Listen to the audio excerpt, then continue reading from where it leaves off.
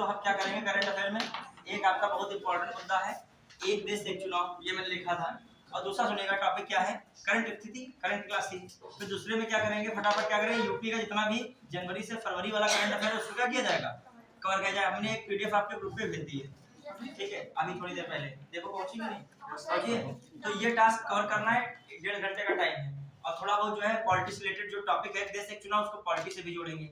ये आपके मेंस में भी आ सकता है। ये आज का मुद्दा नहीं, 3 साल पहले से चल रहा है मुद्दा, बहुत दिनों से चल रहा है, बहुत सालों से, कि एक देश एक चुनाव। और थोड़ा सा एक और प्रयास कीजिए कि अपने को लिंक किया करें, मतलब जैसे कोई चीज हो मौलिकता लाइए, अपने अंदर सृजनात्मक शक्ति विकसित कीजिए। यदि सिविल के स्टूडेंट हो, थोड़ा सा आप मतलब रटने पे तो रखो फोकस, मैं नहीं कहता, रटना भी काम पड़ेगा, बोलना भी पड़ेगा, लिखना भी पड़ेगा और चिंतन भी करना पड़ेगा, मौलिकता होनी चाहिए। जो मैं कहूँ एक देश एक चुनाव है, तो उसमें आपको ये भी पता होना चाहिए इसके पक्ष में क्या तर्क है, एक देश एक चुनाव के। आपके अंदर ये भी समझ होनी चाहिए एक देश एक चुनाव के विपक्ष में क्या तर्क है। फिर आपके अंदर एक ये भी समझ होनी चाहिए कि एक देश एक चुनाव कराया जाए तो क्या चुनौतियां हो सकती हैं। फिर ये भी एक पता होना चाहिए कि एक देश एक चुनाव की संकल्पना करने से पहले चुनाव कराने वाली एक संस्था है, कौन है, भारत निर्वाचन आयोग या इलेक्शन कमीशन के लिए, और एक और राज्य निर्वाचन आयोग, इनके बारे में जानकारी होनी चाहिए। फिर आपको ये भी पता होना चाहिए कि भारत में कौन सा चुनाव कौन आयोग कराता है। फिर थोड़ा सा भारत के चुनाव को इंटरनेशनल जो बड़े बड़े देशों में इलेक्शन का थोड़ा सा कंपैरिजन कर लीजिए, आखिर कौन सी व्यवस्था किस चुनाव को कराती है, ठीक है, थोड़ा सा, तब हम लोग इस पर पूरा चर्चा करें। तब ये पूरा मतलब कह सकते हो पूरी ये आप ही समाप्त हो सकता है टॉपिक। प्रीलिम्स में क्वेश्चन बन सकता है, मेंस में एक देश एक चुनाव आ सकता है, यहाँ तक कि निबंध में भी पूछा जाता है एक देश एक चुनाव, वन नेशन वन इलेक्शन, ऐसे आते हैं निबंध में। तो आपको एक देश एक चुनाव के बारे में सारे पॉइंट्स क्लियर होने चाहिए, ठीक है। चलिए, और इसको हर चीज जो पढ़ो उसको सब्जेक्ट से रिलेटेड करो। जैसे मैं कल आया था सामाजिक वाला, तो समाज से संबंधित जो भी अधिनियम कानून थे मैंने उसको बताया था। एक आया था प्रेस का, तो प्रेस से संबंधित जो भी कुछ अधिनियम हो रहे थे उनको भी मैंने क्लियर किया था। तो इन चीजों को भी दिमाग में रखते चलिए, क्लियर। देखिए आप थोड़ा सा दृष्टिकोण अपना क्या रखो, व्यापक रखो, क्लियर। और जो रिवीजन क्लास आगे जारी रहती है, मान लीजिए आगे और मिलती है, तो जहां पे हम छोड़े हैं, कहाँ पे छोड़े थे, नागरिकता पे छोड़े थे। हालांकि नागरिकता वो वाला करंट से जुड़ा टॉपिक था, नागरिकता का प्रस्तावना पे छोड़ा था, लेकिन नागरिकता का फेज 2 उसको भी कवर करके तुरंत अब आपका क्या चलेगा, विधायिका चलेगा। क्या चलेगा, विधायिका, मतलब उसी के साथ टाइम कम होगा तो हम जो है विधायिका किसके लिए लेंगे, केंद्र की विधायिका, मतलब संसद है खासकर, और राज्य की विधायिका मतलब कौन है, विधानसभा और विधान परिषद, ये वाला हिस्सा ले लेगी। उधर विधायिका में राष्ट्रपति भी आता तो राष्ट्रपति को भी ले लेंगे। इधर विधायिका में कौन आता है, राज्यपाल, क्योंकि राष्ट्रपति हो गया संघ की विधायिका और कार्यपालिका शक्ति है, और राज्यपाल हो गया राज्य की विधायिका और कार्यपालिका, दोनों उसमें है, क्लियर। तो ऐसे तरीके से कवर करेंगे। अब वो वाला हिस्सा है समझने वाला। फिर जो बनेगा रिवीजन क्लास में, तो हम एक संस्थाओं वाली क्लास लेंगे, जितने संवैधानिक है गैर संवैधानिक के बहुत सारे आयोग है ना, तो दिमाग में तुम्हारे आयोग भी आ जाए कि अभी भारत निर्वाचन आयोग की जरूरत पड़ रही कि नहीं, तो इसके लिए भी बात इंपॉर्टेंट है। अब भारत निर्वाचन आगे पढ़ाते हैं तो आज का टॉपिक नहीं हो पाएगा। समस्या तो ये भी होती है कि टॉपिक में सब टॉपिक बहुत सारे होते हैं, क्लियर। और एक और चीज है कि आप पढ़ाई कीजिए तो मतलब थोड़ा सा अपने अंदर धैर्य भी रखिए, क्योंकि सिविल में एग्जाम में धैर्य भी बहुत क्या है, जरूरी है।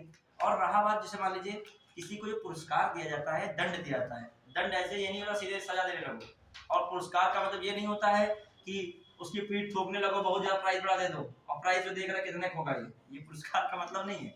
पुरस्कार का मतलब ये होता है खासकर कि अदर वाले क्या हो, मोटिवेट हो, वो भी पढ़ाई करें। मतलब पुरस्कार बनाना सामने वाले को एक हिसाब से क्या बनाना, मतलब दिखावा करना, सामने वाले को दिखावा करें, उसके माध्यम से क्या कराना है, सामने वाले को पढ़वाना है। मेन मिलता है पुरस्कार। क्लास में फर्स्ट कोई आया तो मैंने खड़ा किया, ताली बजवाई, तो या कुछ एक जो है पेन दे दिया, क्यों दिया, कि तुम भी वहां पे तुम उसको सोच के पढ़ो घर में रात में जाके, मतलब कि हमको फर्स्ट आना है। या दंड उसको दिया एक, मतलब तो दंड वाला संस्था समाप्त है, नहीं दंड दिया तो दंड का स्वरूप मान लीजिए तुम पढ़ते नहीं, तुम्हारी थोड़ी सी इंसल्टे हो गई, तुम पढ़ते लिखते नहीं हो, तुम्हारी घर की भी स्थिति ठीक नहीं है, तुम जो है बहुत स्थिति खराब कर रहे हो, अपने माँ बाप की भी खराब कर रहे हो, ये कहना उसका दंड हो गया। अब दंड में क्या है, अब ये सोचेगा कि नहीं बच्चा, बताइए। तो अदर वाले भी सोचेंगे कि हमारी भी स्थिति तो यही है, हम कौन बड़े जो है बिल गेट्स हैं, चाय पी लेंगे जो है जाके हिट हो जाएगा कोई, ठीक है। तो ये सब चीजें भी ठीक है। अब आइए एक दो तीन चीज इसलिए बता रहा हूँ, पुरस्कार और दंड निर्भर करता है किस व्यवस्था के अनुसार दिया जा रहा है। अभी पुरस्कार है, अभी पुरस्कार मिला है किसका, थोड़ा पढ़ाई से जोड़ रहे हैं हम, पुरस्कार किसको मिला है अभी नोबेल का प्राइज शांति के क्षेत्र में? नरगिस मोहम्मदी को मिला है कि नहीं? अब उनको किस लिए पुरस्कार मिला है? शांति के लिए मिला। किस लिए मिला पुरस्कार? तो मिला शांति के लिए, किस संदर्भ में मिला है? अब ईरान में उन्होंने खासकर महिलाओं का उत्पीड़न हो रहा था, खासकर वहां पर क्या चल रहा था, जबरदस्ती वो क्या होता था पहनावा में, पर्दा में, वो क्या कह सकते हो, हिजाब वगैरह।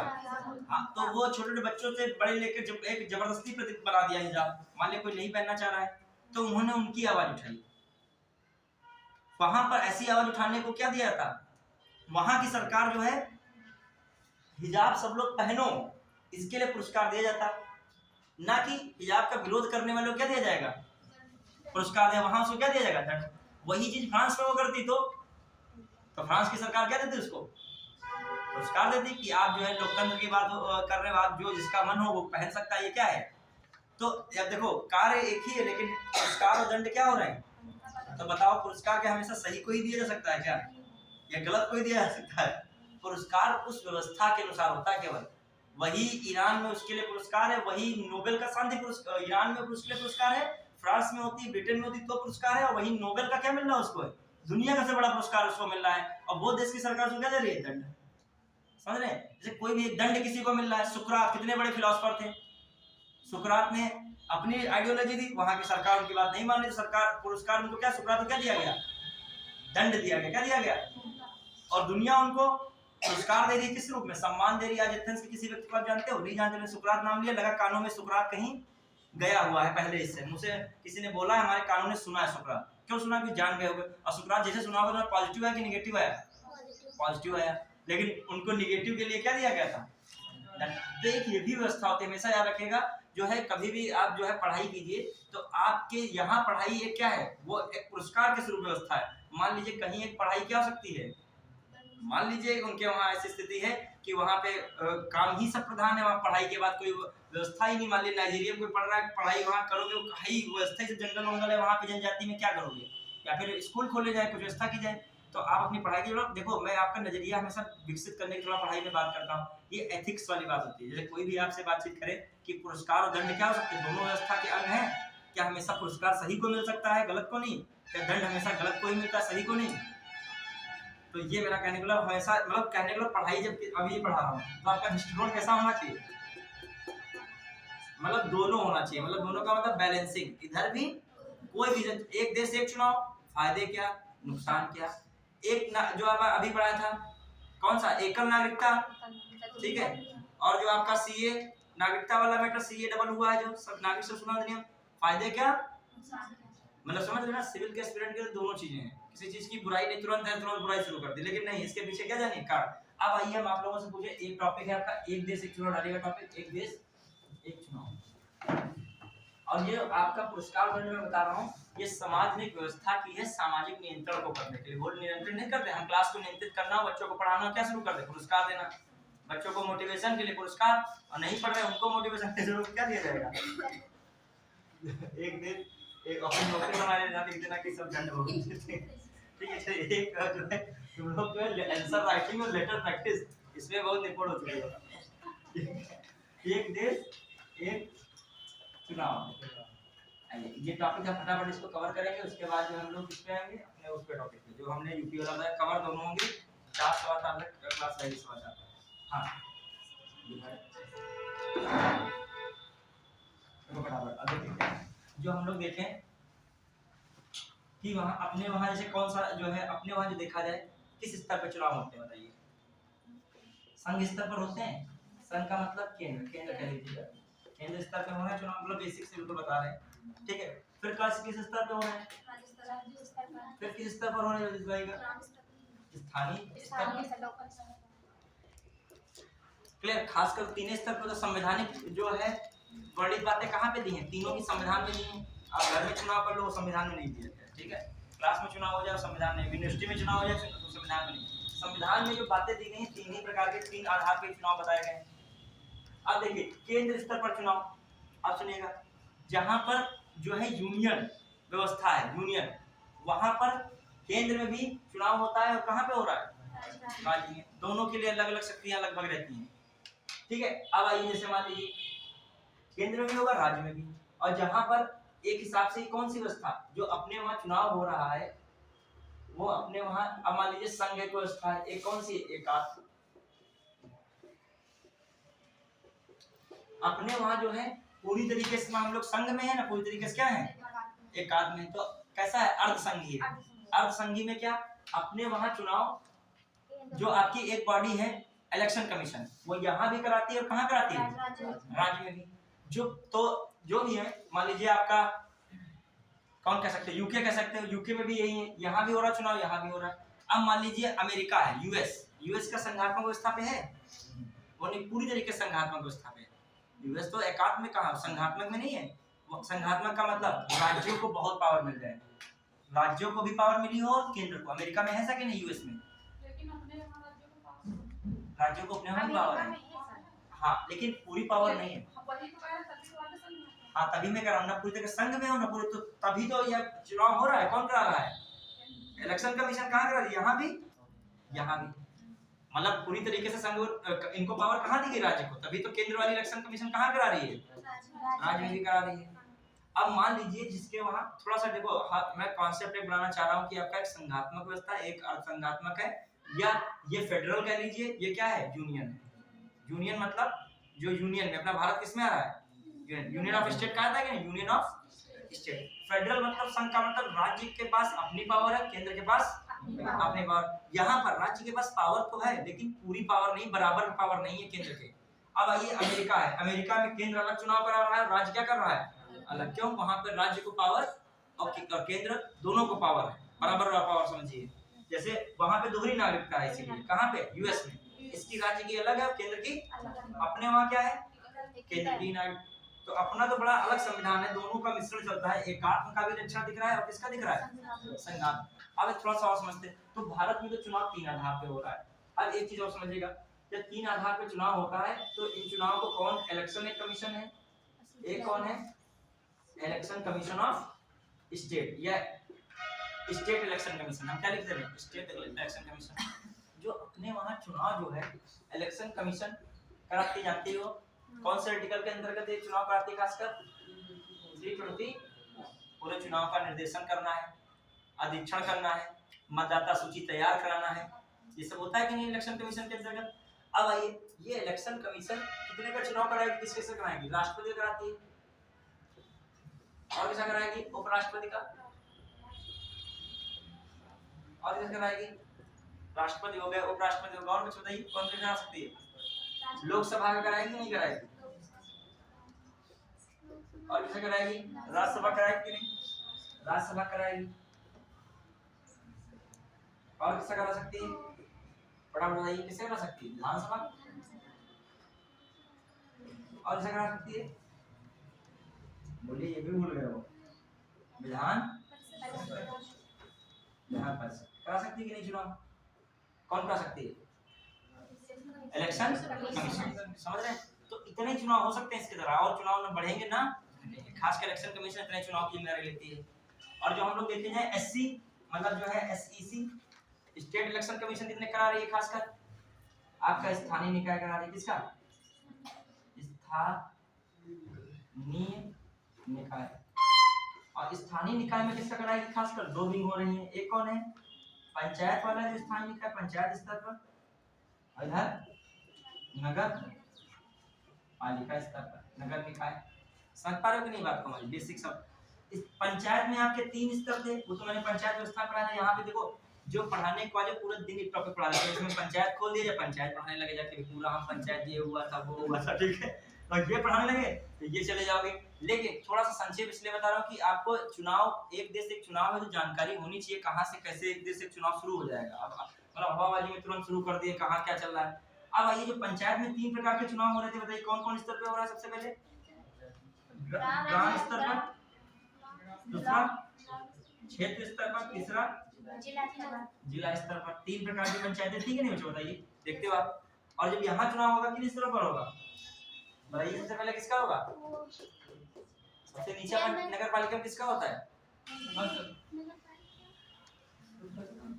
सही बता रहे हो, सही पकड़े हो, थोड़ा सा और जाइए, सभा सत्य ना जाइए, नगर पंचायत होता है कि नहीं होता है, मतलब लंदन वंदन तुम लोग रहते हो क्या कर रहे हैं, और खैराबाद और कमौली ये क्षेत्रों से नहीं बिलोंग करते हो, मतलब तुम अपना क्षेत्र नहीं जान पा रहे हो, कैसे सिविल की तैयारी होगी तुम्हारी। ठीक है, अंडरस्टैंडिंग।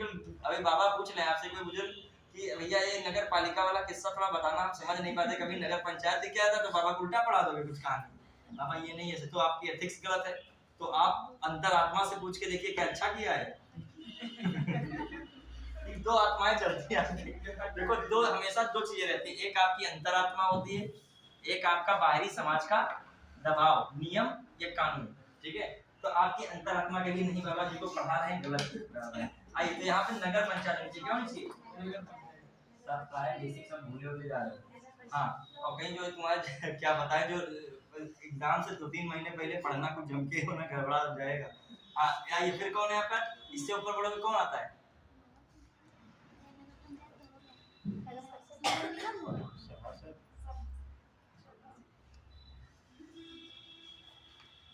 चलिए आइए अब बताइए सीतापुर क्या है, बताइए सीतापुर क्या है।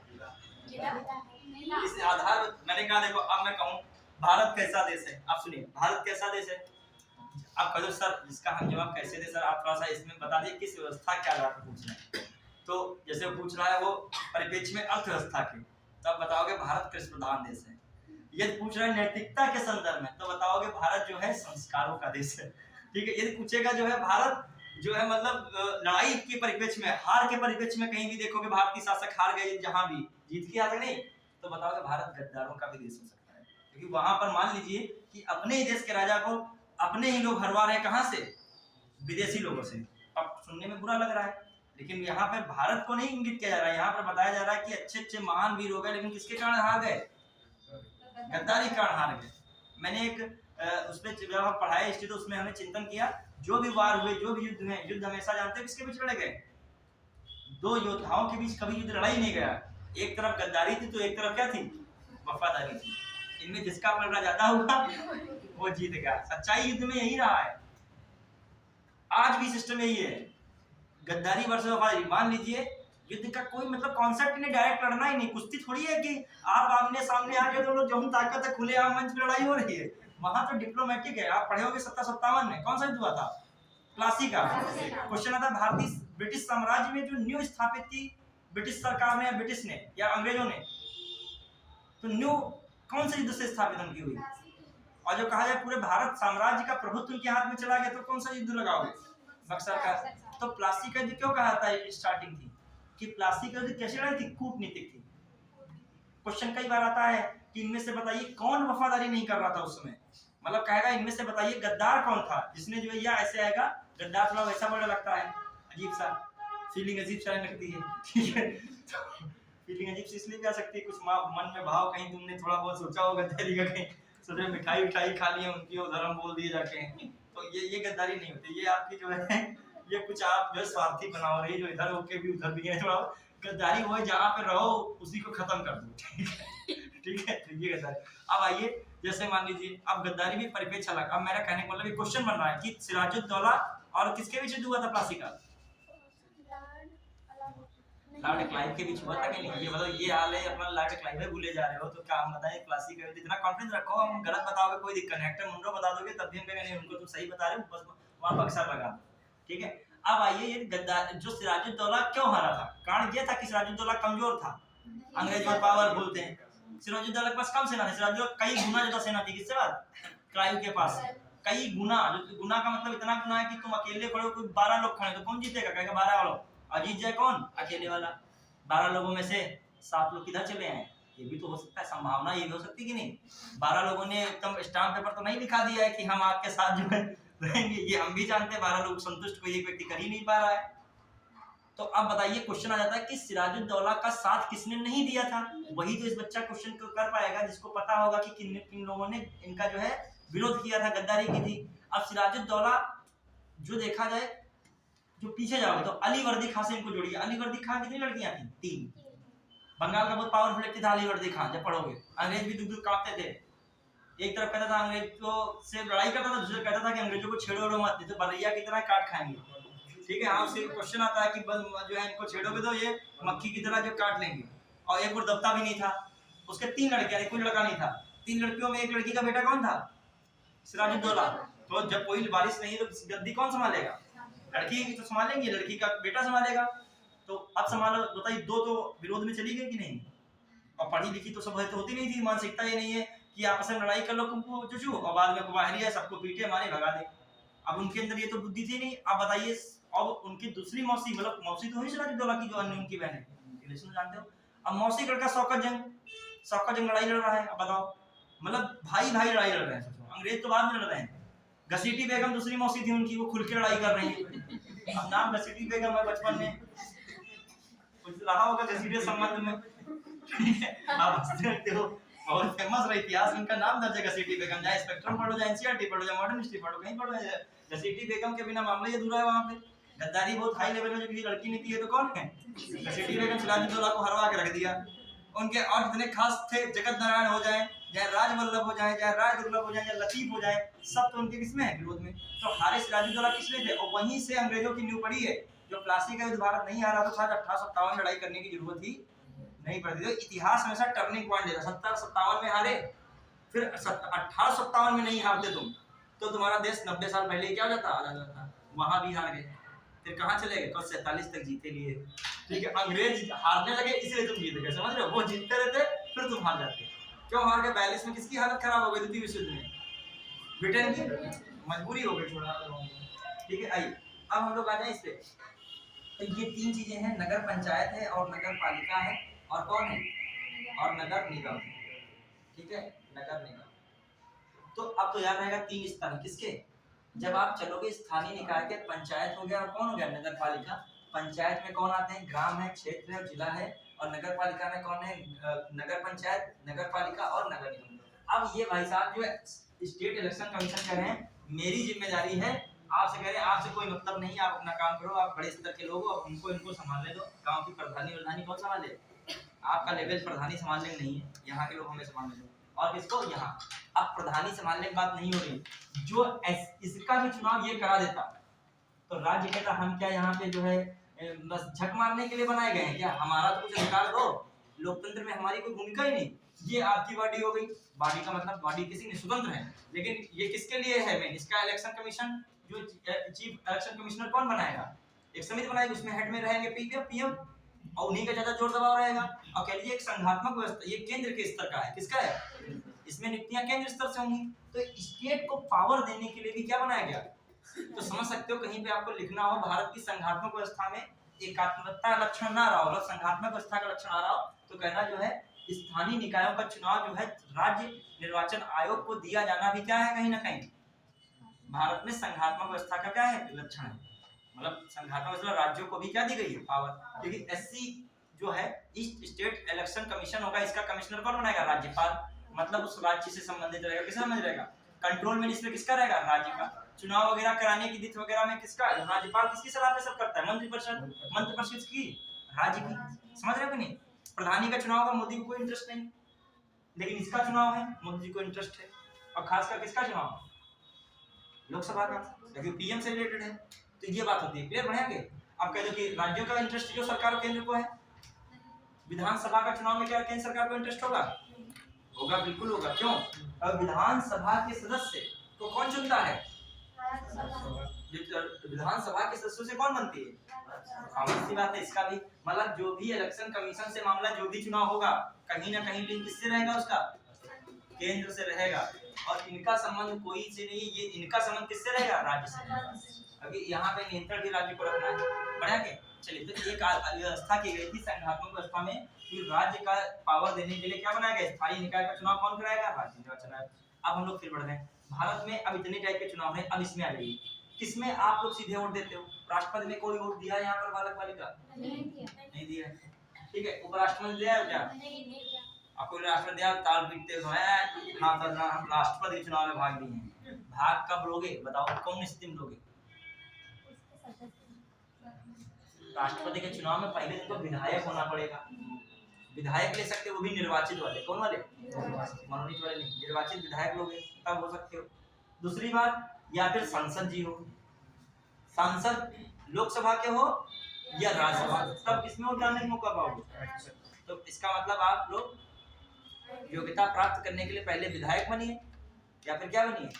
सांसद बनिए, माननीय सांसद जी बनिए, माननीय माननीय लगाना जरूरी है क्योंकि आपके सबके प्रतिनिधि हैं, उनको माननीय नहीं लगाएंगे आपकी बेइज्जती नहीं हो जाएगी? अभी आपने उनको क्या दिया है? वोट दिया है, ठीक है। चलिए, लोकतंत्र की जो हमेशा जो तारीफ रखना करना सीखो, लोकतंत्र की हत्या करना हो जाएगी। आइए कहाँ पे अब हम लोग चल रहे हैं, मामला क्या है?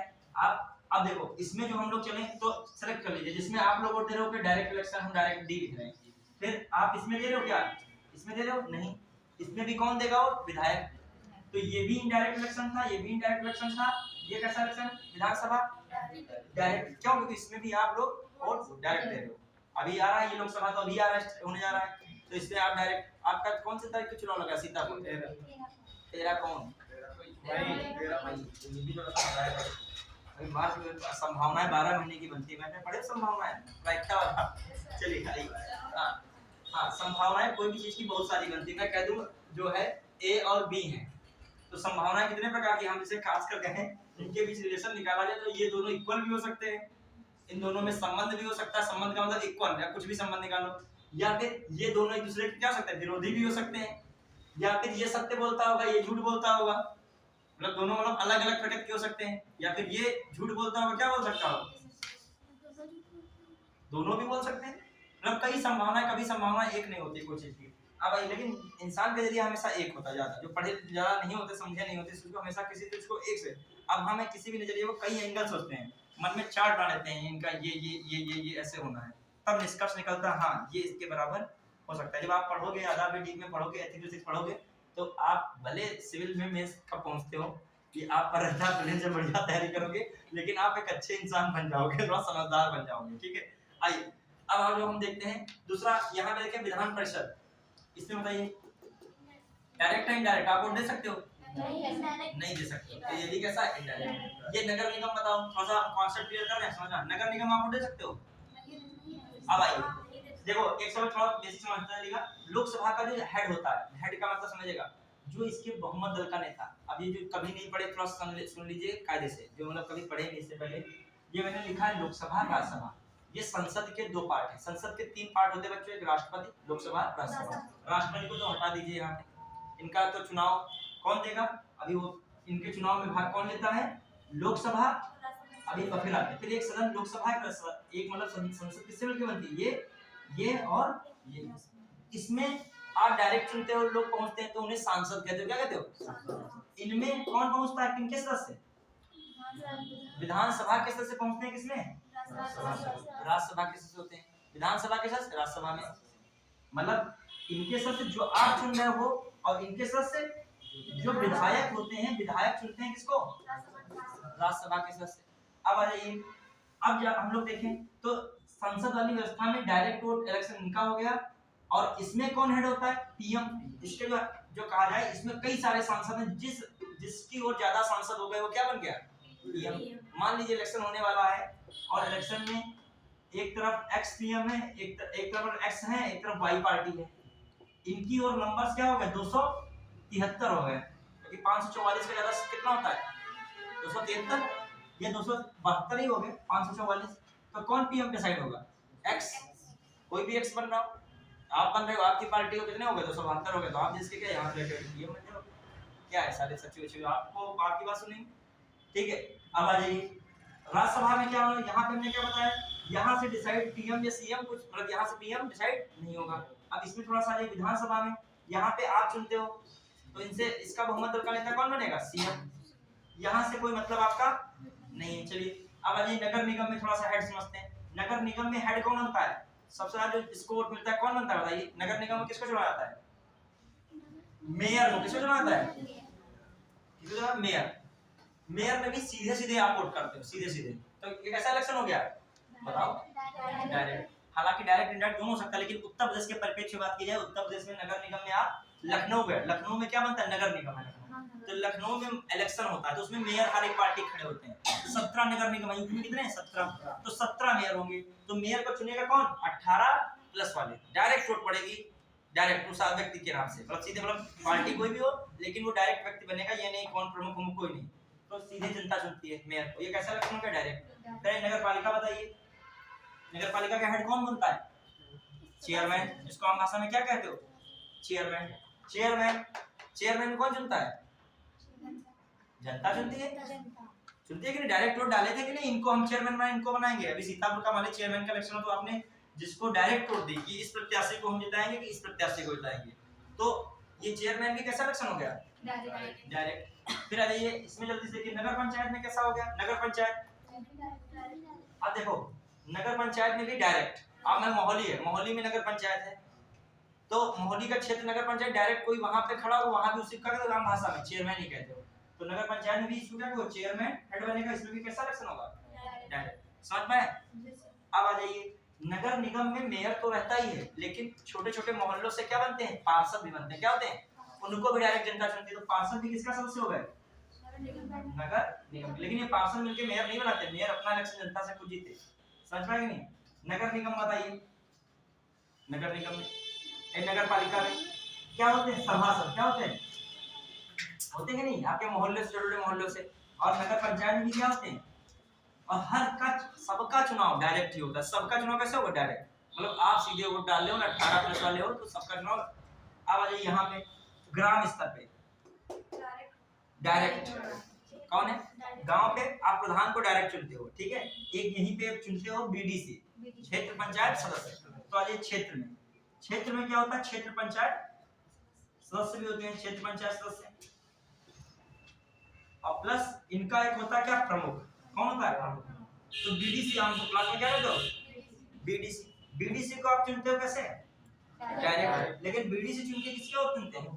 प्रमुख को। ये कैसा हो गया? इनडायरेक्ट। क्लियर? यहाँ पे इनडायरेक्ट वाला किस्सा शुरू है। अब आइए जिला में किसको आप चुनते हो? जिला पंचायत सदस्य होते हैं। तो जिला पंचायत सदस्य, पंचायत सदस्य इनको चुनते हो आप, गांव के लोग। तो कैसा हो गया? डायरेक्ट। लेकिन ये सब किसको चुनते हैं? जिला पंचायत अध्यक्ष। वो कैसा हो गया? इनडायरेक्ट। समझ रहे कि नहीं? तो आपका देखा जाए पंचायती राज व्यवस्था के अंतर्गत देखोगे तो आपको इनडायरेक्ट देखने को मिलेगा, लेकिन नगर पालिका वाले नगर निकाय में आपको उत्तर प्रदेश में डायरेक्ट ही देखने को मिलेगा, इनडायरेक्ट नहीं। अब आगे की बातें करते हैं। अब हम देख रहे हैं कि एक देश एक चुनाव में, तो हमने थोड़ा सा चुनाव आयोग की बात कर दी और साथ साथ चुनाव आयोग में हमने ये भी कर दिया केंद्र स्तर पे कौन है आर्टिकल 324 है। और उधर पे आ जाओगे खासकर पंचायत में चुनाव कौन सा आर्टिकल का आता है? 243 का। अच्छा एक चीज और, स्थानीय निकाय में जो भी कुछ भरा गया है, जो भी चुनाव जो भी बताए गए, किस आर्टिकल में बताए गए? 243। 50 आर्टिकल इसमें लगभग छिपे हुए हैं, जोड़ लो जाए। 243 से कहां तक? ओ तक। चलता है कि नहीं? ओ तक। कौन है? पंचायत। थोड़ा देखो, जो पहले नहीं पढ़े हैं तो उनको हमें कॉल जो है फर्स्ट टाइम पढ़ रहे हैं तो ये वो घबरा रहे होंगे, लेकिन उसको हम पूरा नहीं पंचायत पढ़ा सकते ना। यहाँ पे हमारे पास टाइम, हम तो आज का टॉपिक तो ये थोड़ी है, हमारा टॉपिक एक देश चुनाव, एक चुनाव। तो थोड़ा चुनाव के बारे में बताने के चक्कर में थोड़ा सा बता रहे हैं इस तरह, तो थोड़ा सा समझो। हमने कुछ बताया नहीं। स्टेट चुनाव कौन कराएगा? स्थानीय निकाय में। स्थानीय निकाय में कौन कौन होते हैं? पंचायत होते हैं। और कौन होते हैं? नगर पालिका वाले होते हैं चुनाव, नगर निकाय। उधर मैंने बताया जो इलेक्शन कमीशन ऑफ इंडिया किससे कराता है? राष्ट्रपति, उपराष्ट्रपति, लोकसभा, राज्यसभा, विधानसभा, विधान परिषद। फिर मैंने बताया कौन से इलेक्शन डायरेक्ट होते हैं, कौन से इनडायरेक्ट होते हैं, उतना ही तो बताया मैंने। अब थोड़ा सा आपके थीम बनाई, कौन सी स्थिति आपकी है लोकतंत्र में, कैसे चुनाव वाली है। अभी मान लो चुनाव हो रहा है, कुछ जानो तो थोड़ा वो नगर पंचायतें नहीं जान पा रहे हो, तुम वहां पे नहीं जान, सब कंफ्यूजी हर चीज में। यहाँ की चीज उधर जोड़े दे रहे हो, उधर की चीज यहाँ ले आए रहे हो, अर्थ का अर्थ बना दियो। ठीक है, चलिए। हाँ, अब आ जाइए, कभी जीवन में कोई भी दो शब्द एक के समानार्थी हो सकते हैं क्या? पर्यायवाची होते हैं वास्तव में? मैंने तुम्हें बताया था कि नहीं? एक क्वाइन महोदय थे, उन्होंने कहा था कोई भी जो शब्द एक दूसरे का संपूर्ण समानार्थी नहीं होता है। सबके अलग अलग उसमें विषय वस्तु में, कंटेस्ट में सब शब्द अलग अलग यूज किए जाते हैं। कोई गाना भी देख लोगे तो जहाँ पानी पानी गाना है वहां पे जल जल नहीं हो सकता। जहाँ पे आंसू छलकता है वहां पर अश्रु छलकता। कभी कोई जीवन में देख लो जहाँ कहेंगे ब्लड, जो आपका किसी का हो खून का बदला खून से लिया था, ऐसे बातें मतलब वीरता अपन पिक्चर में डायलॉग होते हैं, वहां कहोगे रक्त का बदला।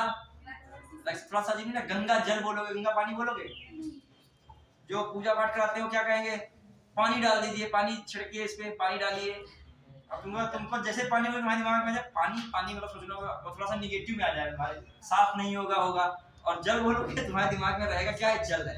बिहार में आपको पूर्वांचल में अभी जल पिला दीजिए इनको, तुम पानी बोल तो कहेंगे जल पिला दीजिए।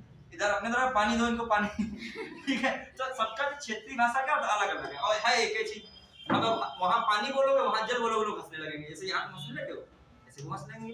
आई तो हम ये केवल कह रहे हैं समानार्थी है। अब आई जो 243 में हम लोग देखें कितने आर्टिकल लगभग हैं, इसमें आर्टिकल 3 रूप में बटे हैं। एक में कौन है आप बताइए, पंचायत, एक कौन रूप में बटा है, नगर निकाय, और एक कौन रूप में बटा है बताइए, कोऑपरेटिव सोसाइटी। नगर निकाय तो हो चुका है, कोऑपरेटिव सोसाइटी मतलब सहकारी समितियों में बटे। अब देखिएगा जो 243 बच्चों आर्टिकल है, कौन सा आर्टिकल 243। देखो जो मन नहीं लगाने प्रयास करो, जो मतलब जिनको बिल्कुल लग रहा हवा में हो रहा है, हवा में कुछ नहीं हो रहा है, बहुत बेसिक बता रहे हो, धीरे धीरे बता रहे कि नहीं, वरना हमको क्या, हम करंट अफेयर से एक देश एक चुनाव सुना दे, बात खत्म थी, अभी उसी पे हम आ जाएंगे तुरंत। लेकिन क्या मतलब है, कोई चीज करंट में बस तुमने देख लिया, रट लिया, बस काम चल गया। यदि आपने समान नागरिक संहिता कोई करंट अफेयर चल रही है, आपने खोला यूट्यूब में करंट अफेयर में समान नागरिक संहिता पढ़ डाली, काम हो गया, कतई नहीं हुआ। आपको चाहिए कि आप अपना नोट्स खोलिए, नागरिकता जो मैं डीपली पढ़ा है उसको क्या कीजिए, पढ़िए, वो तो आपका करंट अफेयर जोड़ो। अब एक देश से चुनाव है, तुमको चाहिए पूरा निर्वाचन आयोग फिर से पढ़ना, जो मैंने नोट्स बनवाया होगा, या रिवीजन क्लास जो बनेगी तो मैं एक बार इसको पढ़ाऊंगा निर्वाचन आयोग को पूरा, कौन कौन समितियां थी, कौन कौन चीजें, तभी तो आपका पूरा रिवाइज हो जाएगा, और फिर सारे क्वेश्चन उसके भी करो और प्लस करंट से भी बात करो। अब हम लोग एक ही बात कर रहे हैं, अब आर्टिकल 247 है, कितने आर्टिकल छिपे हैं इसमें, 50। मैं कह रहा था कहां तक लगभग इसमें है पंचायत, मुझे बताएगा मुझे बच्चा, 243 से 243 कहां तक है, 243 ओ तक किसके हैं सारे आर्टिकल, पंचायत के।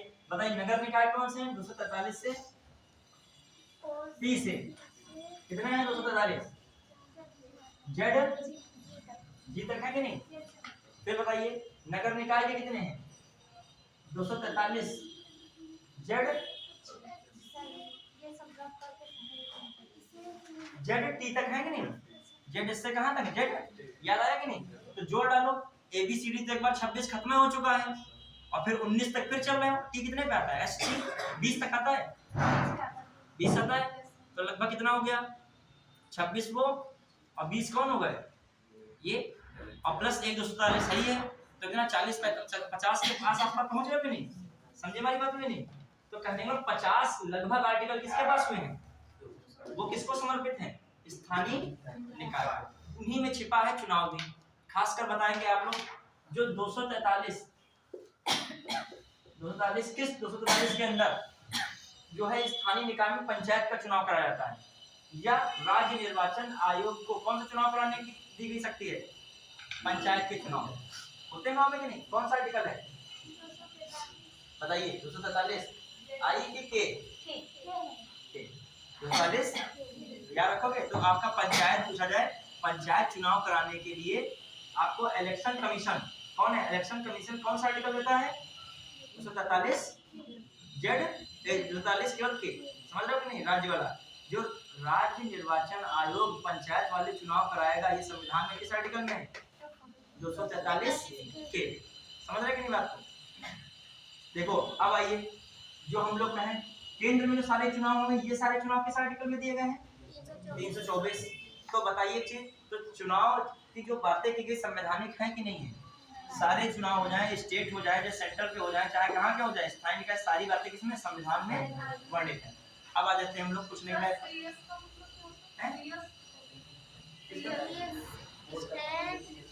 अच्छा कोऑपरेटिव सोसाइटी, कहो हमने ये नहीं लिख दिया ओएन हम ऐसे सारे लिख देते हैं कभी कभी, इसका मतलब समझ क्या है, वन नेशन वन इलेक्शन। तभी हम कभी नोट जल्दी भेजते नहीं कॉपी का, अगर समझे नहीं पाओगे फिर गुस्सा होगे, सर इतना सारा नहीं लिखना चाहिए, ठीक है। अभी हम ओएन ओई लिख देंगे, हमारा टॉपिक का नाम क्या ऑन ओई, तो ऑन ओई का मतलब क्या, पूरा लिखते जा रहे हैं तो यही नहीं जान पा रहे आखिर है क्या इसके अंदर।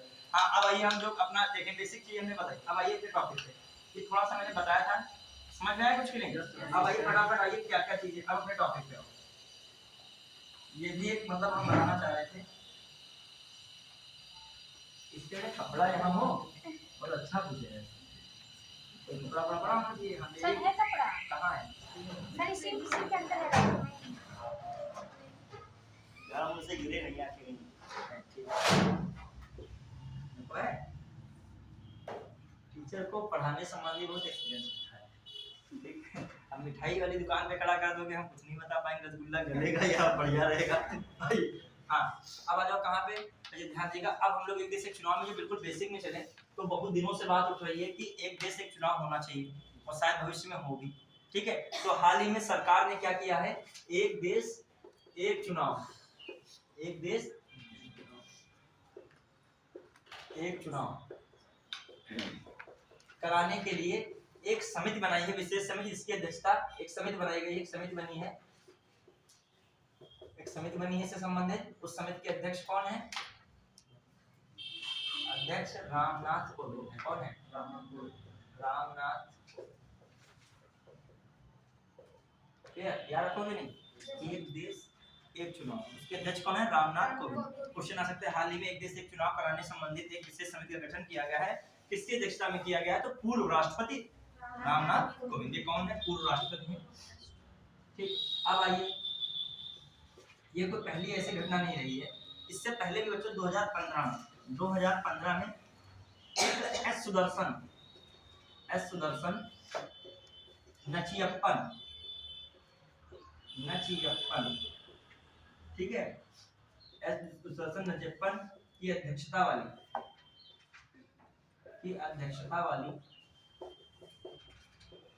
ठीक कार्मिक लोक शिकायत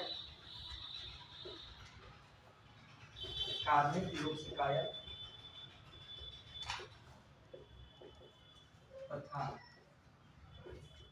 न्याय, हाँ, कार्मिक लोक शिकायत तथा न्याय संबंधी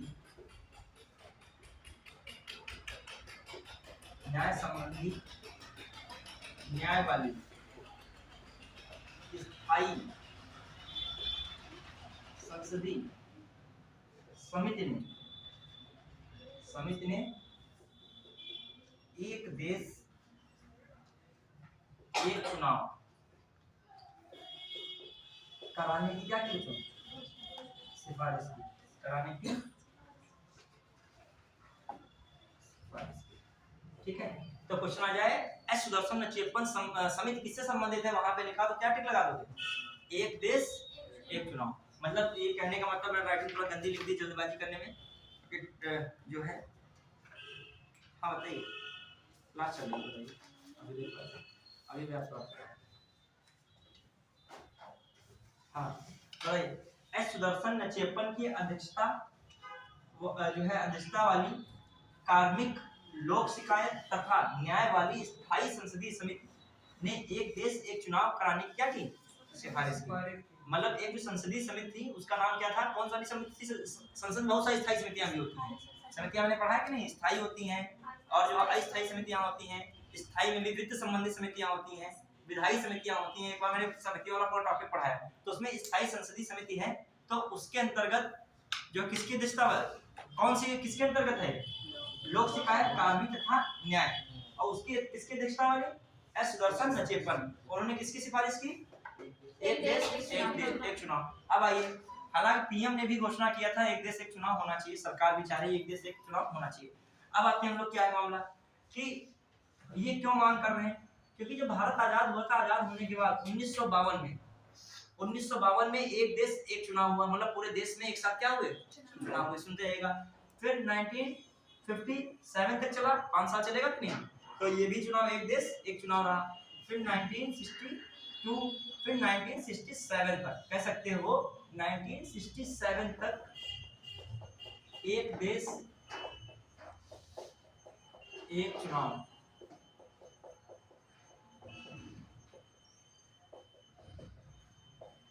की व्यवस्था रही। 1967 तक क्या एक देश एक चुनाव की व्यवस्था रही। क्वेश्चन आ जाए एक सेंटेंस बना के, 1970 तक एक देश एक चुनाव की व्यवस्था रही? नहीं, ये लाइन क्या है? गलत है। कब तक रही? 1967 तक, मतलब एक साथ देश में सभी चुनाव। अब देखो, एक देश एक चुनाव का मतलब समझिए पहले। मतलब ये है कि लोकसभा और खासकर विधानसभा, स्थानीय निकाय का इसमें इतना जिक्र नहीं डिटेल से बताया गया, क्या मतलब है कि नहीं उसका इसमें। ये खा गया खासकर लोकसभा विधानसभा जो है चुनाव एक पूरे देश में एक साथ होंगे। इसका ये भी नहीं कतई कह सकते हो कि एक ही दिन हो जाएंगे 8 मई को पूरे इंडिया में। कैसे हो जाएगा बताओ? मरमर भी जाएगा क्या? कर्मचारी 4-5 करोड़ एकदम से लैंडिंग करेंगे कि चंद्रमा से यहाँ से, कि वहां बैठेंगे अफ्रीका के कुछ नाइजीरिया के आ जाएंगे यहाँ पर चुनाव कराने के लिए, फिर लैंडिंग करके फिर वापस चले जाएंगे यहाँ से। नहीं, एक देश एक चुनाव का मतलब है एक तिथि या एक चरण में या एक निश्चित समयावधि में एक साथ चुनाव कराए जाएंगे। मतलब क्षण बना दिया गया, 10 क्षण है, 5 क्षण है, 10 क्षण, 20 क्षण है, ये 1 महीना केवल क्या होता रहेगा, सबका चुनाव होता रहेगा। ये बात हो रही है, क्लियर। हर राज्य का उसी क्षण में चुनाव निपटा दिया गया। तो ये बात की है। पहले कैसे चल रहा था, 1967 तक इस तरीके से चला, लेकिन 67 के बाद कई राज्यों की विधानसभाएं 1968 और 1969 में क्या हो गई, भंग हो गई। क्या हो गई, भंग हो गई। अब बताओ, कुछ का भी टाइम पीरियड बाकी होगा, कुछ का बाकी नहीं होगा, सब गड़बड़ा गया मामला कि नहीं यहाँ पे। तो ये संभाला नहीं रहता गया, तुरंत रायता और फैल गया। कहां से, 1970 में लोकसभा का विघटन हो गया। किसका, लोकसभा का विघटन। अब तो बिल्कुल ही मामला बिगड़ गया, एक देश एक चुनाव का सपना बन के रह गया। तो उसका चुनाव फिर से कब कराया गया, 1971 में नई लोकसभा का चुनाव हुआ। लेकिन क्योंकि उधर ये जा रहा है, उधर ये जा रहा है। अब आइए, तो अब देखा जाए कि 67 तक, इसीलिए मैं क्या कह रहा हूँ, कब तक 68 से देखो व्यवस्था बिगड़नी शुरू हुई। तो इसीलिए मैं कह रहा हूँ, कहाँ कब तक चुनाव चला, 67 तक। ठीक, फिर आ जाइए जो हम अलग बात करें कि अब एक देश एक चुनाव को फिर से लाने की बात की जा रही है। इसके लिए प्रधानमंत्री भी स्पीच दे चुके हैं। जो है सुदर्शन नचियप्पन की भी समिति ने जो है सिफारिश की है। ठीक है, कई राजनीतिक पार्टियां भी कह रही हैं, कई पार्टियां विरोध भी कर रही हैं। तो अब हम इस चीज को देख रहे हैं, जो है पक्ष में तर्क क्या हो सकते हैं, इसके पक्ष में क्या फायदे हो सकते हैं, एक देश एक चुनाव से क्या फायदे हो सकते हैं, क्या क्या हो सकते हैं नुकसान है, और क्या चुनौतियां हो सकती हैं। चुनौतियों में भी आप पॉलिटिक्स से जुड़ के चुनौतियां बताइएगा, बढ़िया के चलिए। कुछ समझे इसका हिस्टोरिकल बैकग्राउंड।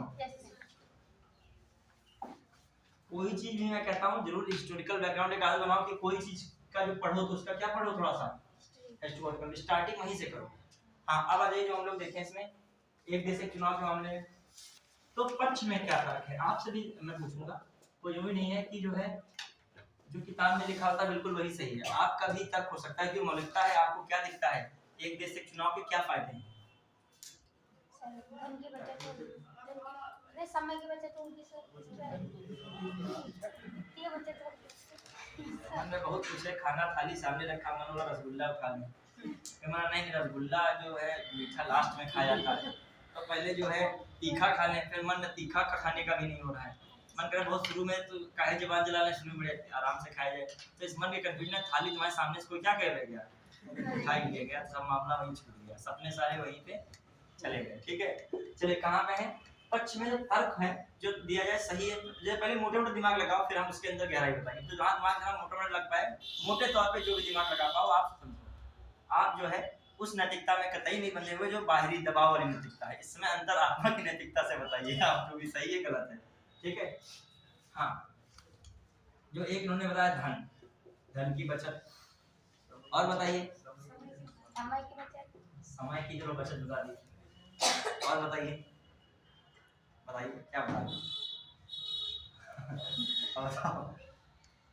समय धन पे ही आके रुके क्या, सोचो और सोचो। जैसे तुम बहुत कह रहे एक देश एक चुनाव नहीं कराना, सरकार बहुत गलत कर रही है, बिल्कुल तुमको लग रहा है, तो सामने वाले ने कहा भैया क्या गलत, थोड़ा हमें बताना। तो बुजुर्ग हो, मान लो उसको कोई पता नहीं हो कि तो हम भी जाने गलत क्या हो रहा, हम भी चालू और बताएंगे क्या गलत हो गया, तो आप बस यही बता पाओगे। मैनेजमेंट प्रबंध करना आसान नहीं, वो कह रहा है एक देश एक चुनाव कराना चाहिए, सरकार को काहे इतनी आवश्यकता है एक देश चुनाव कराने की, तो इसके क्या फायदे हैं, कोई सामने वाला पूछ ले, वो पॉलिटिक्स को दूर रख दो, या मेंस में क्वेश्चन आ जाए एक देश एक चुनाव के बारे में समझाइए, इसका जो है विश्लेषण कीजिए, क्या एक देश एक चुनाव कराना सही है, ये सही है तो क्यों, यदि नहीं सही है तो बताइए, तो स्पष्ट कीजिए। तो मतलब समझ रहे हो कि नहीं। अब दोनों तरफ आप बैलेंसिंग करोगे, जब कभी पढ़ो तो आप माइंड की हमेशा क्या रखो, बैलेंसिंग। आप स्टूडेंट के रूप में तटस्थ हो इस मामले में, पढ़ाई में तटस्थ हो, भले मैदान में निकलो चाहे जो बनाओ, तटस्थ रहते हो हमेशा किस पे रहो, अपने सब्जेक्ट पे रहो। मतलब ऐसा ना हो कि बुराई चक्कर में तुम सारी बुराइयां पढ़े बैठे, लाभ तुमको एको नहीं दिमाग में आ रहे हैं, ये तुम इतने बड़े उसके हितैषी हो गए सरकार के उस समय कि सारे लाभे पर डाले हो तो नुकसान नहीं पढ़ पा रहे हो, ये इतने बड़े विद्रोही हो गए हो तो तुम सारे नुकसान पढ़ रहे हो। लेकिन मैंने कहा तुम क्या हो गए, स्टूडेंट हो, हमेशा क्या रखो, माइंड बैलेंसिंग। स्टूडेंट जब कभी स्टडी करो, मैं सबके लिए बता रहा हूँ, ये पढ़ाई के चिंतन होता है। जब मैं पढ़ता हूँ या जब मैं पढ़ाता हूँ, जब पढ़ता हूँ तो मैं क्या एक स्टूडेंट होता हूँ, और जब मैं पढ़ाता हूँ वैसे मैं क्या होता हूँ, शिक्षक होता हूँ, उसके अतिरिक्त मैं कुछ भी नहीं हूँ। उस समय मान लीजिए कहीं पे आपको कोई बुलाया जाए, मान लीजिए कहीं दादा आपके रिलेशन वाले कोई बन गए हैं, कोई बड़ी पोस्ट पाए राजनीति में, तब कहो नहीं हम शिक्षक ही रहेंगे, हम स्टूडेंट रहेंगे, वहाँ उनको आप बधाई दीजिए, वहाँ पर आपका दायित्व क्या है, उनको बधाई देना है, वहाँ पर आपका कर्तव्य वहाँ वो सही है कि फिर आप सामाजिक नहीं हो, यदि बधाई नहीं दे रहे हो, गाली दे रहे हो, तब भी तो आप सामाजिक में किस कैटेगरी में आ जाओगे? असामाजिक में। तो व्यवस्था के अनुरूप चल रहा है। फिर आप अपने पे आ गए। अब आप वहाँ विचार सब अपने अपने दे रहे हैं, तो आप भी विचार दे दिए, शायद आपका विचार जो है बिल्कुल एंटी चला जाए सामने वाले से। विचार में कभी समानता होती ही नहीं, विचार तो अपने अपने होते हैं, तो वो भी हो सकता है। तो वहां पे आप विचार देने की उस व्यवस्था में आप हो, किस व्यवस्था में? आप स्वतंत्र विचार की व्यवस्था में। अब अभी आप स्वतंत्र किसकी में? स्टूडेंट में। तो स्टूडेंट के लिए आपको चाहिए एग्जाम में नंबर, और आपका दृष्टिकोण चाहिए सिविल सर्वेंट। सिविल सर्वेंट धर्मनिरपेक्ष, किसी धर्म का नहीं होता है। उसको ये बताया गया, आओ मुस्लिमों की आप पैरोकारी करोगे, आओ हिंदुओं की करोगे, बताओ। वो जो आप नैतिकता पढ़ोगे, मूल्य में एक होता है, क्या मूल्य है आपका? नैतिक मूल्य। बहुत सारे नैतिक मूल्य होते हैं। एक नैतिक मूल्य में सिविल सर्वेंट आप धर्मनिरपेक्ष ही रहोगे। धर्मनिरपेक्ष ऐसे मतलब कि आप केवल उसके जात धर्म पे जाके पहले से मन में कैटेगरी बना ले, ये व्यक्ति अमुक ऐसा होगा, और वो व्यक्ति भी बहुत करप्ट है, और जिसके लिए धारणा बनाए थे कि ये धर्म जाति का, वो बहुत बढ़िया हो गया, पता चला। तो हमेशा आप सिविल सर्वेंट, और जब वहां पे होगे तब आप ये तरीके से सोचोगे, क्योंकि वो ऐसे क्या रहा है स्टूडेंट, मतलब तटस्थ रहा चीजों में, तभी से पढ़ाया जाता है। अब जो ध्यान देगा, ध्यान बच रहा है, समय हो रहा है, फिर आ जाइए और क्या हो रहा है, आप दिमाग लगाओ। क्या हो सकता है? देश एक चुनाव जो मोटे तौर पे सोचे, सुशासन का इस पर फायदा हो सकता है। सुशासन, गवर्नेंस। अब गवर्नेंस में तुम व्यापकता लाओ, क्या गवर्नेंस हो सकता है? गवर्नेंस में एक आपका जो है दीर्घकालीन योजनाएं, दीर्घकालीन योजनाएं, मतलब एक देश एक चुनाव होगा तो उसमें आप दीर्घकालीन योजनाएं बना सकते हो। दीर्घकालीन योजना का मतलब क्या है? दीर्घकालीन योजनाओं का मतलब बच्चों क्या है इंपॉर्टेंट, कि जब बार बार चुनाव होंगे तुम कोई चुनाव बना ही नहीं पाओगे, लोग लुभावने बस वादे करते रहोगे, मैं ये कर दूंगा, मैं वो कर दूंगा। तुमको पता है बनाने के लिए दीर्घकालीन हमको कितने साल चाहिए? वहां केंद्र का चुनाव आया तो तुमने खूब वादे केंद्र के लिए किए, धड़म से तब तक देखा उत्तर प्रदेश का चुनाव आ गया है तो उत्तर प्रदेश की बातें करने लगे। मतलब आप कोई प्लान नहीं, आपको अंदर से भी डर है कि हार ना जाए, इसलिए प्लान हमेशा क्या बता दो, बहुत बड़े बड़े प्रोजेक्ट बता दो। तो दीर्घकालीन योजनाएं क्या कर सकते हैं? जब एक साथ एक चुनाव होगा तुम्हारे, आप जो है क्या बना, एक साथ राज्य में भी सरकारें बनी, एक साथ क्या बनी, केंद्र में। अब राज्य और केंद्र दोनों ने मिलकर एक बड़ी प्लान बनाया कि ये प्लान होगा, आप राज्य हमारा सहयोग करेगा, केंद्र राज्य का करेगा। दोनों लोग मिलकर कोई प्लान को 5 साल में क्या दे सकते हैं, अंजाम दे सकते हैं। वरना इधर केंद्र और राज्य चल रहा था, वहां सरकारें बदल गई, वो ब्रिज वैसे छूटा पड़ा, फिर रुपया पास हो रहा है आधा अधूरा, मतलब फिर वो लड़ाई कर रहे हैं, हमने भी शुरुआत किया, लोकार्पण तुम कराए तो कह लोकार्पण हम करेंगे, सरकार हमारी आ गई। तो अब खींचातानी हो रही कि नहीं? शुरुआत हमने की, लोकार्पण फीता तुमने काटा, अब ये खींचातानी, और कह रहे हम फीता काहे ना काटे, दोबारा तुम खुद आ जाते। समस्याएं तो ये हो जाती है ना। तो खींचातानी नहीं, दीर्घकालीन योजनाएं बना लीजिए। फिर आ जाइए दूसरा, दीर्घकालीन योजना बनाने फायदा मिलेगा कि नहीं? दूसरा बताइए। सर नई नीतियों पे जैसे ध्यान केंद्रित कर सकते हैं। तो नई नीतियों पे ध्यान केंद्रित कर सकते हैं, दीर्घकालीन योजना में आ जाएगा। नई नीति अपनी बना सकते हो, उसमें नई नीति तो बार बार वाले में ज्यादा बनाओगे, जब बार बार कराओगे तो नई नीतियां उसमें ज्यादा बनाओगे। और बताइए गुड गवर्नेंस से क्या हो सकता है? लचीला। किसका लचीलापन? देखिए और बताइए क्या बना सकते हो? अच्छा, और जैसे कर्मचारी जो लोग हैं उनको एक बार इस व्यवस्था में लगा के क्या कर सकते हो, बार बार उनको डिस्टर्ब नहीं कर सकता। एक बार उन्होंने व्यवस्था की कैसे नहीं, एक बार कर्मचारियों को इसमें लगाया गया, इलेक्शन लिए आपको कराना है, बाद में अपना अपना कार्य 5 साल करो, बीच में डिस्टर्ब नहीं किया जाएगा। आप उस विभाग को देख रहे होते, पोषण वाला विभाग, और पोषण उस समय मान लीजिए कुपोषण फैला जाता है, तुमको इधर खासकर 4-5 दिन या 1 महीना पूरा किसमें चला जा रहा है, इसमें चुनाव नहीं करा, चुनाव में चला जा रहा है, उधर लोग परेशान हो रहे हैं, तो आप उससे क्या प्रभावित हो रहा है बताइए? तो वो कार्य प्रभावित हो रहा है कि नहीं? तो कर्मचारी वाला भी मैटर हो सकता है। कर्मचारी अपने कार्य में बिजी रहेंगे, अपना कार्य कर सके, ठीक है। बार बार इलेक्शन से क्या होगी, मुक्ति मिलेगी। तो इलेक्शन जो है, इलेक्शन बार बार नहीं होगा, ठीक है। इलेक्शन कमीशन पूरा एक प्लान बना के चलेगा कि हाँ 5 साल अपनी तैयारी करेगा, और फिर 5 साल बाद क्या करेगा, एक साथ व्यवस्था करेगा। और बताइए क्या हो सकता है? ये सुशासन में हमने कर दिया। अब आ जाओ और क्या लाभ हो सकता है, लाभ बताइए। धन वाली आपने बात बताई, अच्छी बात है धन की, धन को भी तोड़ा जाए, हर चीज व्यापकता लाइए सोचने के लिए, मतलब धन कैसे बचा सकते हैं। 2014 में शायद एक कुरैशी करते थे न्यायाधीश, उन्होंने अपनी रिपोर्ट में बताया था कि जो है 50,000 करोड़ शायद आसपास चुनाव में खर्च हुआ। ठीक, एक और बात निकल के आती है, 2014 के चुनाव में जो केंद्र में चुनाव हुआ, केंद्र लोकसभा के चुनाव में 3870 करोड़ रुपया क्या हुआ था, खर्च हुआ अलग से। और विधानसभा के चुनाव में, प्रत्येक विधानसभा चुनाव में लगभग 200 करोड़ के आसपास खर्च हुआ। मान लीजिए 28 राज्य हैं, किसी में कम खर्च हुआ, किसी में ज्यादा खर्च हुआ, अप्रोक्सीमेट हम मान रहे हैं 200 के आसपास, तो मान लीजिए कितना, और प्लस मान लेते हैं हम लोकसभा विधानसभा चुनाव अलग अलग है, राजनीतिक पार्टियों ने भी तो खर्चा किया होगा, उनका अलग खर्चा हुआ, तो मान लीजिए 60-70 हजार 50-60 हजार करोड़ किस पे खर्चा है, पूरे भारत में इलेक्शन पे आ रहा है बार बार, टाइम टू टाइम, एक बार भी नहीं, बार बार, और प्लस एक आपका पैसा नहीं खर्च हो रहा है, एक तो निर्वाचन आयोग खर्च कर रहा है पैसा अलग अलग बार बार, दूसरा कौन खर्च कर रहा है, पार्टियां अपने प्रचार प्रसार में धुआंधार खर्च कर रही हैं, समझना ध्यान से। तीसरा क्या है, कर्मचारियों को भी अलग से बहुत सारा स्टाइपेंड और सब देना पड़ रहा है, मतलब खर्चे क्या हो रहे हैं अलग, एक बार कर्मचारी को एक साथ चुनाव करा के एक साथ निपटा दीजिए, नहीं समझे मतलब, हर क्षेत्र में खर्चा ही क्या हो रहा है, ज्यादा हो रहा है, चाहे आपका चुनाव आयोग खर्चा ज्यादा कर रहा है, चाहे आपकी राजनीतिक पार्टियां भी प्रचार प्रसार में क्या कर रही है, ज्यादा खर्चा कर रही हैं, तो धन का खर्चा बढ़ रहा है। फिर आ जाइए अगला, बताइए फटाफट क्या क्या बातें हैं। फिर कौन सा है आपका समय, बताइए समय की बचत होगी, एक साथ यदि चुनाव कराओगे तो समय की बचत होगी कि नहीं होगी। अब आ जाइए अदर वाला वर्ड, बहुत इंपॉर्टेंट, समझ आया कि नहीं, तो क्लियर है कि नहीं, तो बताओ एक देश से चुनाव से फायदा है कि नहीं, धन, अभी फायदे में केवल सोचो, अभी दुनियादारी में उधर सोचो, उधर नहीं सोचने कुछ बचेगा।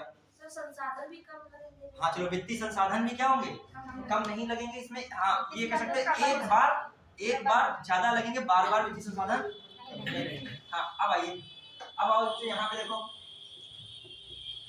अति राष्ट्रवाद, अति राष्ट्रवाद, राष्ट्रवाद सही है, लेकिन राष्ट्रवाद की अति हो जाती है कभी कभी, इसको भी एक हथियार बना लिया जाता है, तो मतलब राष्ट्रवाद जरूरी है, लेकिन अति राष्ट्रवाद का मतलब ये भी, इसका भी चुनाव में हथकंडे के रूप में प्रयोग किया जाता है। मान लीजिए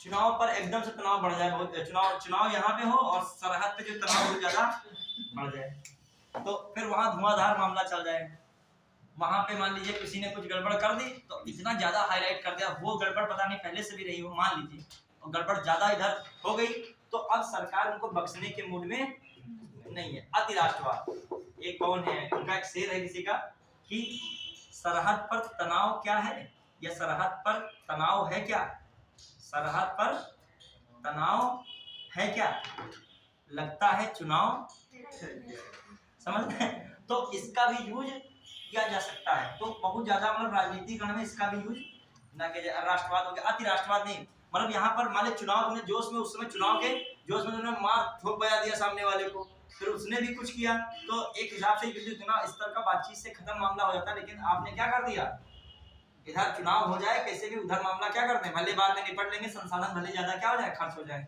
युद्ध कोई अच्छी चीज थोड़ी होती है, युद्ध क्या है, बहुत अंतिम विकल्प है, युद्ध आत्महत्या है, जब आप बिल्कुल सुसाइड कंडीशन में, तब आप क्या करो, क्योंकि सब हमारे में सब लॉ सब खत्म होने लगा, अब इनको छोड़ेंगे नहीं कि हमारी तरफ से सब बिगड़ चुका है, अब इनको भी नहीं बख्शेंगे, या हमारे हित सारे क्या हो रहे हैं, हमारे हित सारे उनके हित में बदले, यार हमको लॉस हो रहा तो आप युद्ध कर सकते हो।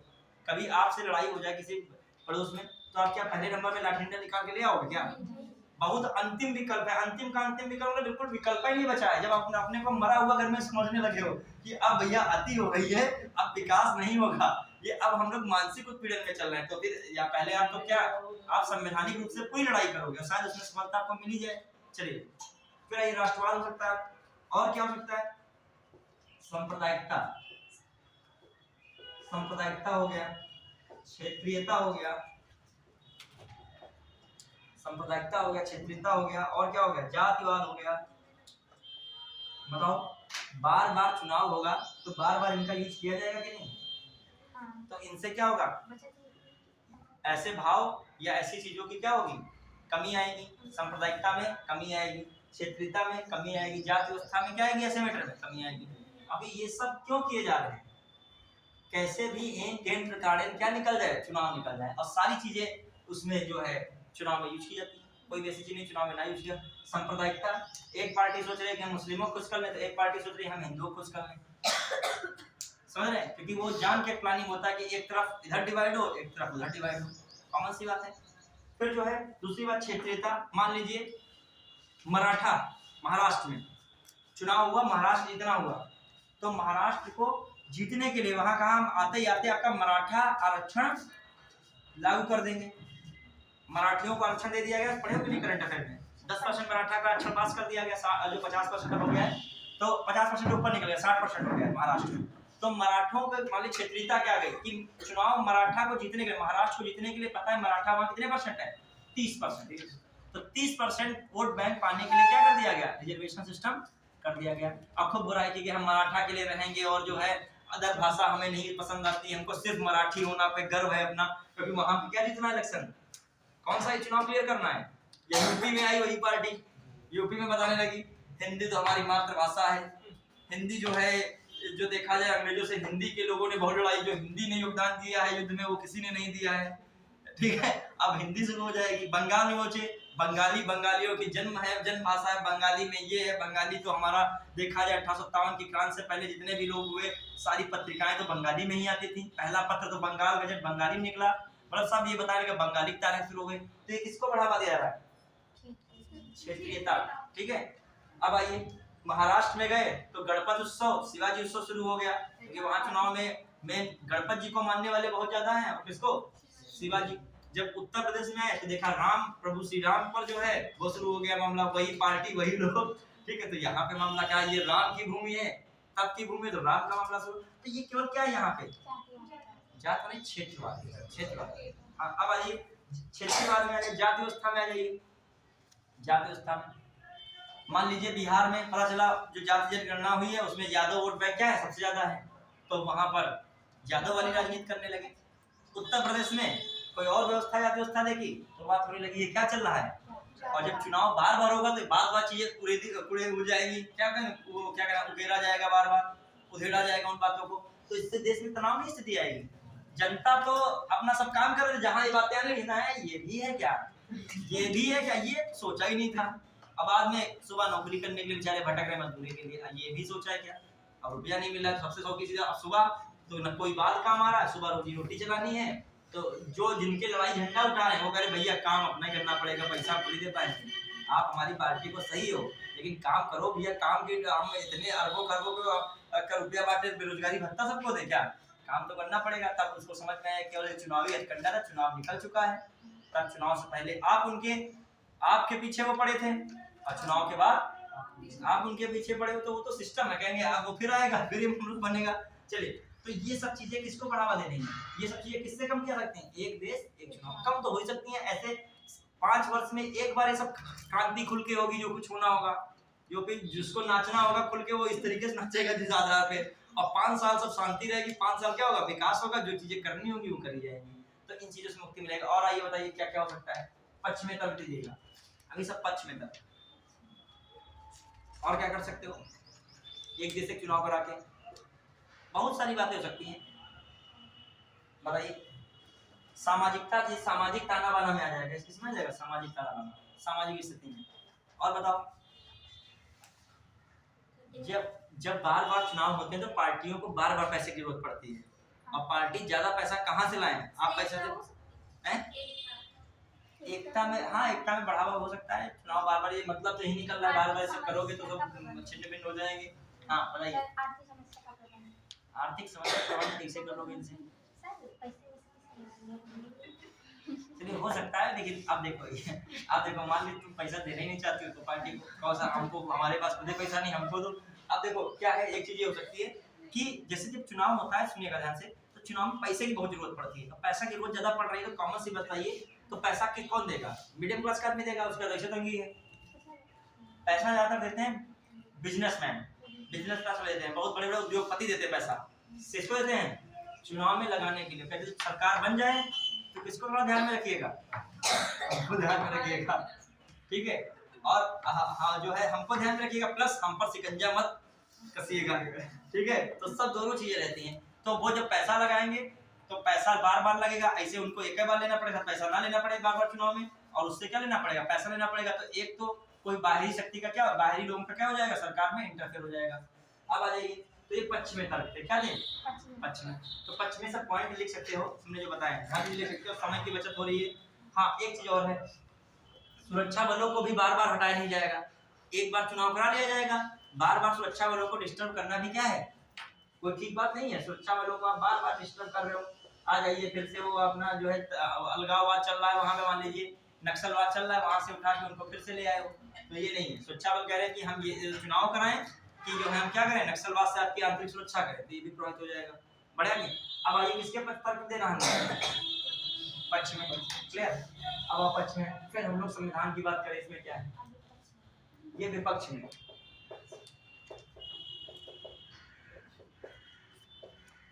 वित्तीय बोझ बढ़ेगा कि नहीं बढ़ेगा? अब सारे यही निपटा दीजिएगा, उसका उल्टा कर दीजिएगा। हाँ ये पक्ष हो गया। और भी सोचो, क्षेत्रीयवाद को बढ़ावा मिलेगा कि कम होगा? क्षेत्रीयवाद, क्षेत्रीयवाद जानते हो, बढ़ावा मिलेगा या कम होगा? क्षेत्रीयवाद एक साथ एक देश एक देश में चुनाव, जातिवाद का क्षेत्र, ये नहीं मैं कह रहा हूँ, ये मैं क्या, जो ये क्षेत्रीयता नहीं, ये नहीं जातिवाद मैं कह रहा हूँ। किसको, मैंने क्या वर्ड बोला था अभी? क्षेत्रीय पार्टियों कर लीजिए, क्षेत्रीय पार्टियों को फायदा होगा या नुकसान होगा? या क्षेत्रीयता कह रहा हूँ, क्षेत्रीयता, क्षेत्रीयता को फायदा होगा नुकसान होगा? ये क्षेत्रीय पार्टी समझ लीजिए तो समझ जाओगे। अच्छा, क्षेत्रीयता इसको फायदा देगी नुकसान देगी? जैसे चुनाव होगा, ये क्षेत्रीय पार्टी कह लीजिए, क्षेत्रीय पार्टियों को फायदा होगा नुकसान होगा? नुकसान कैसे होगा? पता नहीं, चलिए बताइए। देखो, क्षेत्रीय पार्टियों को बहुत नुकसान होगा, इसलिए विरोध कर रही क्षेत्रीय पार्टियां। सपा कहेगी ये सही नहीं है, बसपा कहेगी सही नहीं है, कैसे चुनाव, टीएमसी कहेगी नहीं, ये बात सही नहीं लग रही। पहले तो एक बात तो केंद्र सरकार बीजेपी एंटी, वो पार्टी वाला मैटर चल रहा है, एंटी इनकम्बेंसी, एंटी पार्टी। दूसरा मैटर दूसरा क्या आता है कि वो मान ले पार्टी नहीं, कांग्रेस भी तब भी मना करती है। क्यों? कहती क्षेत्रीय मुद्दे हैं वो हमारा अधिकार है, क्षेत्रीय मुद्दे पे चुनाव कौन जीतता है? हम जीतते हैं। यहाँ पर बड़ी मछली अपने जो है उस समय राष्ट्रीय मुद्दे को घुमा के क्षेत्रीय मुद्दे को क्या कर देगी, डाउन कर देगी, उसी आधार पे क्या प्राप्त कर लेगी, वोट प्राप्त कर लेगी, माइंडसेट बना लेगी। राष्ट्रीय मुद्दा, राष्ट्रीय मुद्दा, राष्ट्रीय मुद्दा, उसी पे क्या एक ही दिन साथ चुनाव होंगे। तो विधानसभा का भी चुनाव में मान लिया किसी ने कमर पे दाब दिया, और उसमें भी कमर पे दाब दिया, किसमें, लोकसभा वाले में, एक ही साथ दोनों क्या कर दिया, क्लियर। उसके दिमाग में इतना राष्ट्रीयवाद चला गया, राष्ट्रीयता, वो भूल गया कि हमारे उत्तर प्रदेश के भी तो कुछ पर्सनली हित है, वो भूल गया, पूरा चुनाव में घूम गया। तो अब जो यहाँ की पार्टी है, देखा है लोकसभा में, मान लीजिए जो पिछला लोकसभा देखा जाए कि बीजेपी वहां पे 28 लगभग सीट पा रही है। कहाँ पे? पश्चिम बंगाल में। कितनी सीट है पश्चिम बंगाल लोकसभा की? कितनी है? 42 है, 40 है, 43 है, कितनी है? 42 है। तो मान लीजिए वहां है तो 28 सीट पा रही है, तो 28 सीट पाए तो बहुत पाई समझो, देखा जाए बीजेपी। लेकिन जब विधानसभा चुनाव हुआ तो बिल्कुल साफ हो गई वहां से, साफ मतलब शायद बहुत ही कम पार्टी मतलब जो है वो सीटें पाए। तो ये क्या फर्क पड़ा बताओ? जो वहां की जनता है क्षेत्रीय मुद्दों को विधानसभा में प्रायोरिटी दे रही है, और राष्ट्रीय मुद्दों को इसको प्रायोरिटी दे रही है, बीजेपी को। समझ रहे हो हमारी बात को? बहुत जगह ऐसा होता है कि मान लीजिए राष्ट्रीय चुनाव होता है तब कुछ और पार्टी जीत जाती है, क्षेत्रीय राज्य वाला चुनाव होता है तो कोई और पार्टी जीत गई। तो इससे प्रभावित नहीं हो रही है क्षेत्रीय पार्टी, नहीं प्रभावित होगी? बताइए, तो क्षेत्रीय पार्टी क्या होगी, इससे प्रभावित होंगी, वो इसका विरोध करेंगे।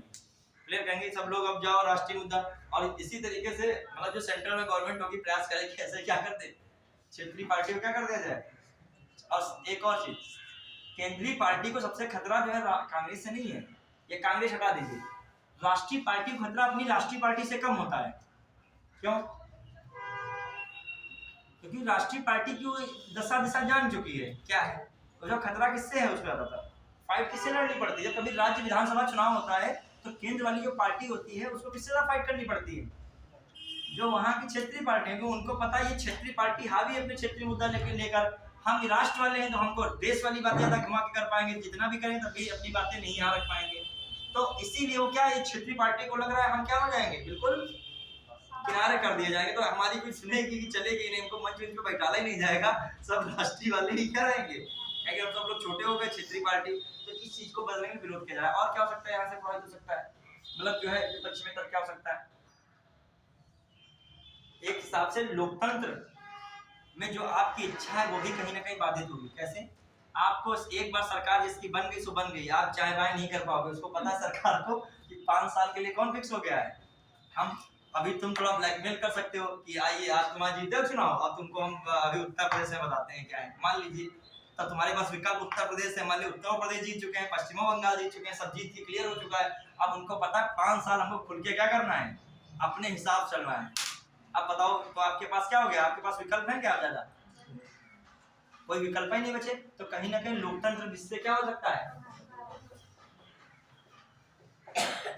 लोग लुभावने वादे होते थे बार बार, ये आपको कहाँ फिर मिलेंगे जो इतनी भर्ती अब भर्ती आएगी 3 साल बाद आएगी, फिर 5-6 साल बाद ऐसे आपको कहीं उत्तर प्रदेश का चुनाव तो चटकी लगा लेते हो कि अब कोई मिल जाएगा नोटिफिकेशन वाला, और जब कोई लोकसभा चुनाव तो 2 बार अवसर मिलता है आपको सरकार के सामने खड़े होने का, सरकार के सामने अपनी बातें बहुत ज्यादा रखने का। 2-3 बार वो चक्कर काट रहे मंत्री विधायक आपके वहाँ की अपनी योजनाएं बनाएंगे, फिर काहे इतना चक्कर, फिर 5 साल बाद दिखाई पड़ेंगे आपसे, पर्सनली दिखाई पड़ेंगे, प्रतिनिधि आपके कार्यक्रम में आएंगे, वो अलग बात है। मतलब वो विषय आपका हित का है, उनके हित का विषय कब है, जब क्या पड़ेगा, इलेक्शन। तो ये भी मामला क्या हो गया। अब ये और भी कुछ हो सकता है, और बताइए। एक साथ एक जो है इसके विपक्ष में क्या तर्क रखता है, एक मैंने कह दिया लोकतंत्र बार बार जो है चुनाव होने से प्रभावित हो सकता है। एक तो इस नजरिए से देख रहा हूँ मैं, एक दूसरे नजरिए से देख रहा हूँ, क्या आपकी इच्छाएं जो हैं वो एक मतलब बाध्यकारी कर देगा ना, उन 5 साल के तक आप जो डिसीजन हो गया सो वो चलेगा।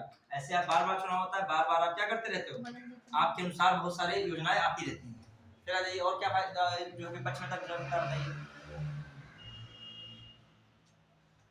जो है मतलब विपक्ष में और क्या तर्क हो सकता है। एक साथ ही सुरक्षा बल को लगा दिया जाएगा एक साथ, तो क्या हो सकता है, देश में आंतरिक सुरक्षा भी तो खतरे में पड़ सकती है। एक साथ सबको लगा दिया गया, ऐसे एक कहीं बने रहे, दूसरी जगह कोई बने रहे, पता चला 1 महीने पूरी इंटेलिजेंस सब कहाँ पे लगी हुई है, चुनाव कराने में, सब कहाँ एंगेज है चुनाव में, वहां नहीं लगाए जाएंगे तो सुरक्षा बल कम पड़ जाएगा।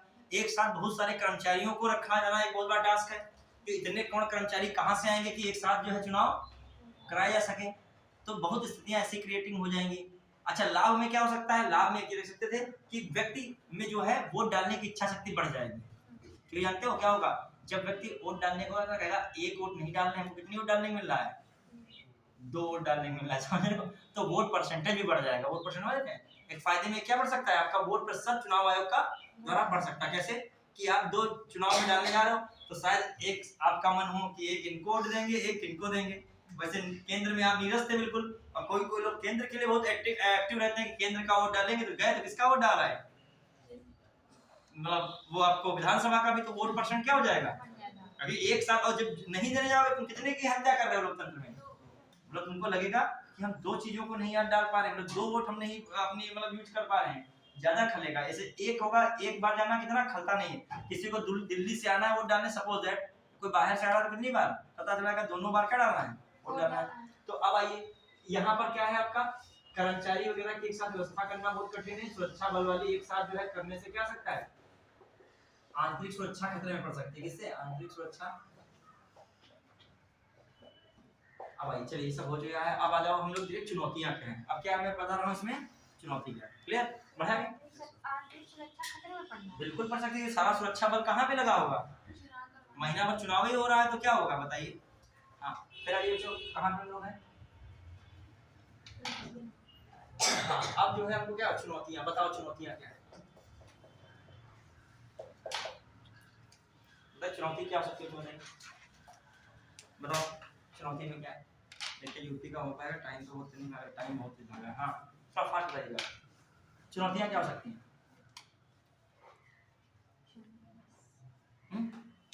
चुनौती में सबसे बड़ा चुनौती ये हो सकती है कि संविधान में विभिन्न प्रकार के संशोधन करने पड़ेंगे। संवैधानिक संशोधन करना भी क्या है, चुनौती है।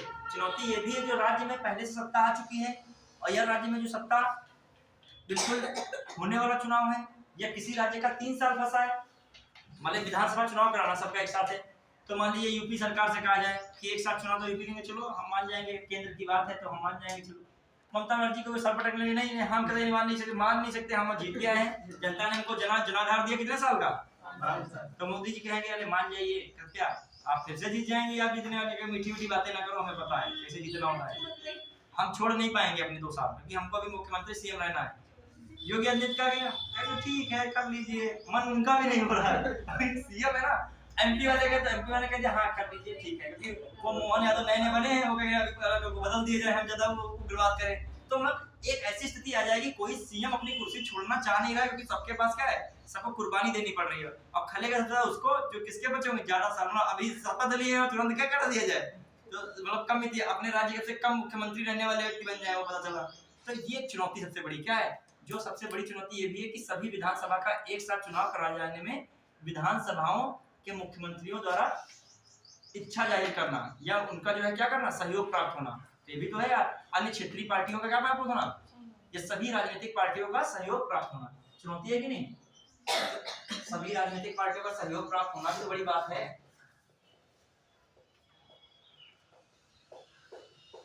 और बताइए संविधान में क्या करना पड़ेगा, संविधान के 5 अनुच्छेदों में, कितने अनुच्छेदों में, 5 अनुच्छेदों में संशोधन। कौन से 5 अनुच्छेद है बताइए खराब से फटाफट, कौन से 5 अनुच्छेद है, कौन हो गया बताइए 5 अनुच्छेद कौन? एक 83 में, किसमें करना होगा, फिर किसमें 85 में, याद रखिएगा क्वेश्चन आ सकता है, फिर किसमें 172 में, आर्टिकल है सब बच्चों क्या लिखे, आर्टिकल लगा के लिखे, क्या लगा लिएगा इनके आगे आर्टिकल, आर्टिकल, और कौन है 174 और कौन सा 356। देखा, इन 5 आर्टिकल्स में क्या करना पड़ेगा, संशोधन। अभी मैं साफ लिख रहा हूँ।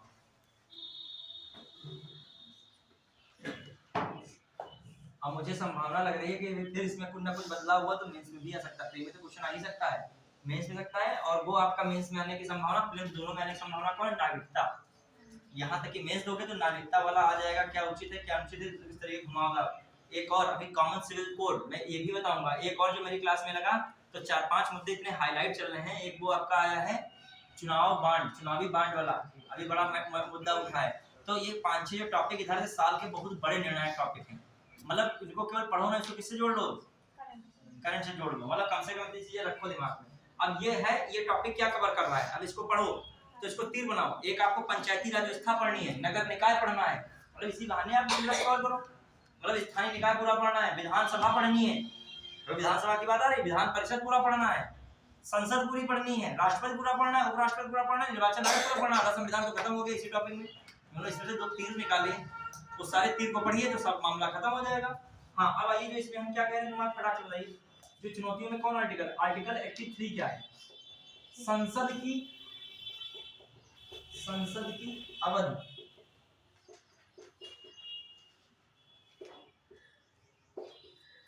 अवधि में परिवर्तन।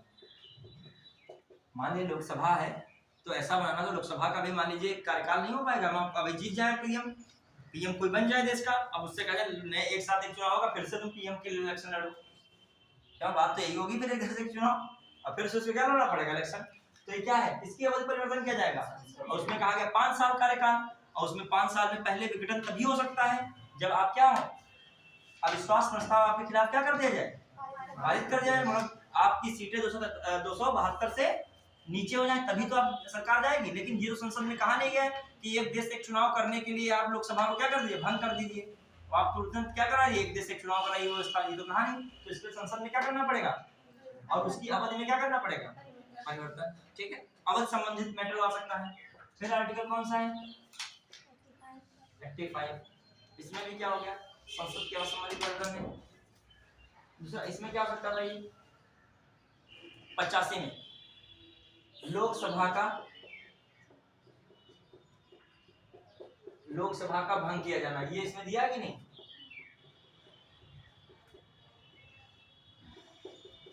जो 85 में लोकसभा का भंग किया जाना है कि नहीं, तो भंग वाली व्यवस्था हटाई जाएगी, क्योंकि सब अभी तक ये व्यवस्था थोड़ी लाई गई है, लोकसभा को भंग एक देश एक चुनाव के लिए किया जाएगा, आप किस व्यवस्था के आधार पर इसको भंग करने की व्यवस्था की जा रही है,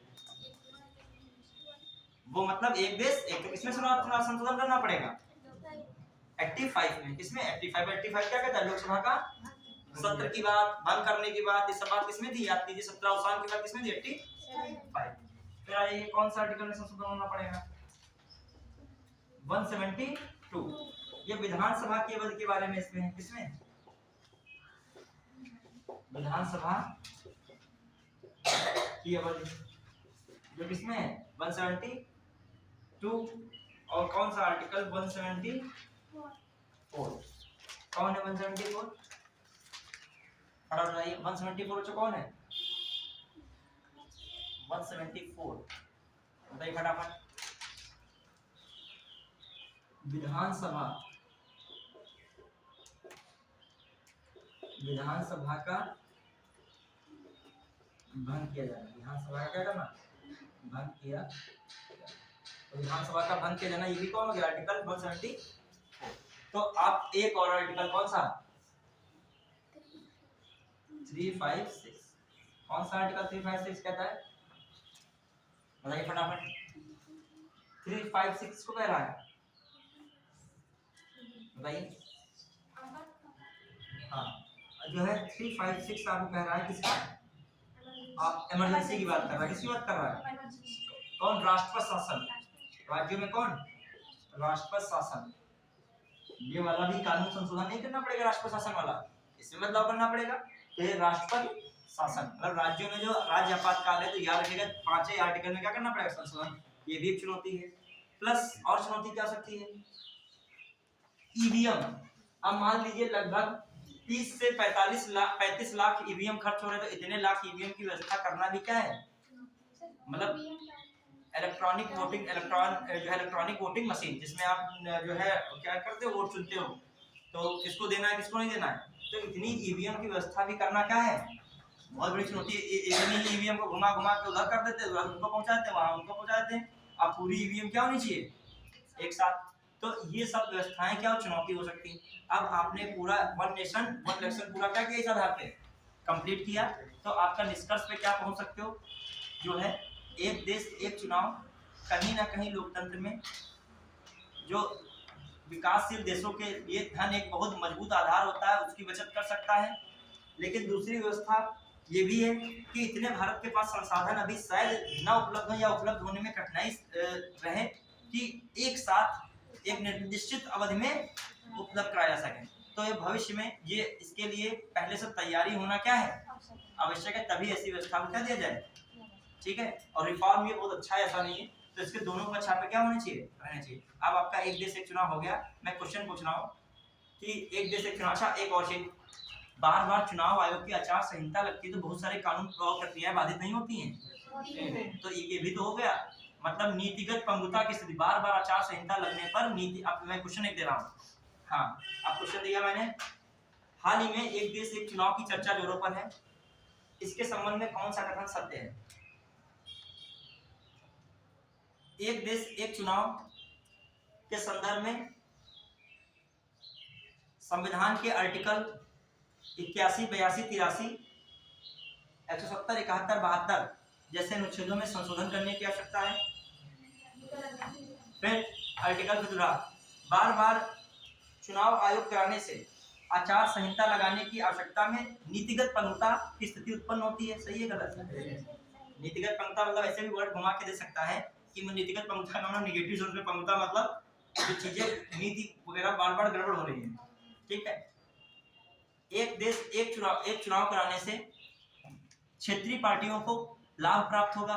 बताइए कौन सही है इनमें विकल्प, कौन कौन सही थे? पहला वाला सही था? नहीं। दूसरा वाला सही था? तीसरा वाला?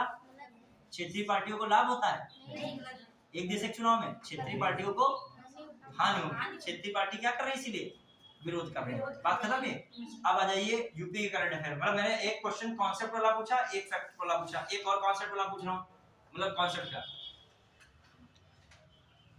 जो हाल ही में चर्चा में रहा, एक चुनाव एक देश के संदर्भ में। पहली लाइन में लिख रहा हूँ, पहली लाइन बोल रहा हूँ, 2015 में एस सुदर्शन नचियप्पन की कार्मिक लोक शिकायत तथा न्याय संबंधी स्थायी संसद वाली समिति ने इसके विपक्ष में तर्क दिया। इसके पक्ष में क्या दिया? ये चीज हमेशा रखिएगा, पूरा सेंटेंस आप पढ़ रहे तो है पूर्ण विराम तक आपको सिविल में पढ़ना है तक, समझ रहे हो? कभी वहां पे सब लिख के क्या बना सकता है, नहीं है तक कर सकता है, समझ रहे हो? कहां तक पढ़ना है। जब पूर्ण विराम पर पहुंचो तभी टिक करो। हाँ ये बात बिल्कुल क्या है, सही, वरना तुम आधा पढ़े बिल्कुल लगा सही चलते जा रहे हो, तो पक्का ही सही है, वहां पक्का ही गलत हो गया, जैसे नहीं तुमने देखा ही नहीं। 2-3 क्वेश्चन कितना भी समझा लो गलत करते ही करते हो, पीसीएस में भी करके आओ, पूरा हमें भरोसा रहता है सब लोगों। अभी वो मानता मन है नहीं, वो तुमसे क्या हमसे क्यों गलत हो जाते हैं, क्या बताएं, तो वही होता ही है, वहां का प्रेशर अलग हो जाता है, कोई कोई है और नहीं में अंतर ही नहीं स्पष्ट हो पाता है। सत्य सत्य सब एक ही है, जैसे पहले ऑप्शन देखा सत्य लगने लगता है, पता लगा वो असत्य पूछ रहा हो, और फिर यहाँ के बहुत पछता रही हो, वो क्वेश्चन तुमको पक्का पता होता है, इसमें असत्य लगाओ, केवल लगाओ। तुमने सेंटेंस पढ़ा, बार बार केवल धुंधले हो रहा है, यदि केवल वर्ड लगा तो 99% से क्या रहती है, संभावना क्या रहती है। अब लेकिन मैं ये नहीं कह रहा हूँ, 1% में ये भी तो है, राज्य के जो विरुद्ध जो है नागरिकों के, वो केवल किसके आधार पे, वहाँ केवल लगा, सही है, तुमको सभी 99% सही था, तो केवल यहाँ पे क्या हो गया, वहां पर केवल संदर्भ की व्याख्या करने के संविधान ने इतना पन्ना लिखा है, ये केवल का मतलब क्या है, ये है। फिर आ जाइए, अब आइए उस पे हम लोग क्वेश्चन कर रहे हैं किससे, अब बाकी तो हमने बेसिक बता ही दिया। निर्वाचन आयोग किसका चुनाव कराता है, दो है अपने भारत में संवैधानिक आधार पे, एक है राज्य निर्वाचन आयोग, एक कौन है, केंद्रीय निर्वाचन आयोग। केंद्रीय निर्वाचन किससे कराएगा, राष्ट्रपति, उपराष्ट्रपति। राष्ट्रपति का चुनाव इनडायरेक्ट, उपराष्ट्रपति का इनडायरेक्ट, विधानसभा का डायरेक्ट, विधान परिषद का इनडायरेक्ट, और आपका दूसरा कौन बचा, हाँ अब आ जाइए दूसरा, लोकसभा राज्यसभा कैसा, लोकसभा डायरेक्ट और राज्यसभा इनडायरेक्ट। आइए फिर आइए कौन से चुनाव हो रहे हैं, स्थानीय निकाय चुनाव, वो सब कौन कराएगा, राज्य निर्वाचन आयोग। अधिसूचना केंद्र पे कौन जारी करता है, केंद्र सरकार जारी करती है कि राष्ट्रपति जारी करता है, सूचना राष्ट्रपति जारी करता है, याद रखिएगा। जारी कौन करता है, संवैधानिक तौर पर जारी राष्ट्रपति करता है, याद रखिएगा। अधिसूचना जारी कौन करता है, जो भी लोकसभा का चुनाव होगा सूचना कौन जारी करेगा, राष्ट्रपति। और राज्य स्तर पर विधानसभा का चुनाव होगा कौन जारी करता है सूचना, अधिसूचना राज्यपाल करता है, ठीक है। कॉन्स्टिट्यूशनल बॉडी तो कॉन्स्टिट्यूशनल हर चीज होती है। हाँ अब आ जाइए दूसरी बात, मैं कह रहा हूँ केंद्र पे निर्वाचन आयोग है, किस आर्टिकल में है, 324 में, जो अधीक्षण की शक्ति, मतदाता सूची तैयार करने की शक्ति, सब किसकी है। अब मतदाता सूची तैयार करने में भी आसानी रहेगी, एक देश एक चुनाव होगा तो एक बार सब कुछ क्या होना होगा, फाइनल हो जाएगा, जिसका नाम आना, ये बार बार बढ़ोतरी और बेईमानी मक्कारी सब नहीं हो पाएगी बीच में, क्या है जो एक बार होना है हो जाएगा। अरे बात यहाँ तक कि हम तो कह उसमें एक साथ स्थानीय चुनाव भी करा ले, एक और इधर वोट डालो प्रधानमंत्री के लिए, एक वोट डालो तो किसके लिए, विधायक के लिए, एक प्रधान जी चमक रहे हैं उसी में, और आज चुनाव आयोग सारे इसके बाल एकदम कर्मचारी एकदम निकल के चुनाव कर आग बुला हुए घूम रहे हैं वो और जो है सारे चुनाव उधर नगर पालिका का भी करा लो, जब रिजल्ट घोषित हो सब लोग काम 2-3 दिन छोड़ दें, क्या कि देखिए कौन क्या पता। ये पूछ रहा प्रधानमंत्री बताओ ठीक है बन गया हमें पता है, लेकिन ये बताओ अपने वहाँ बीडीसी कौन जीता है वो अरे क्या तुम बीडीसी पे पड़े हुए हैं, बीडीसी क्या नहीं, वो हमारे गांव का मामला, ये पहले बताओ और बात है।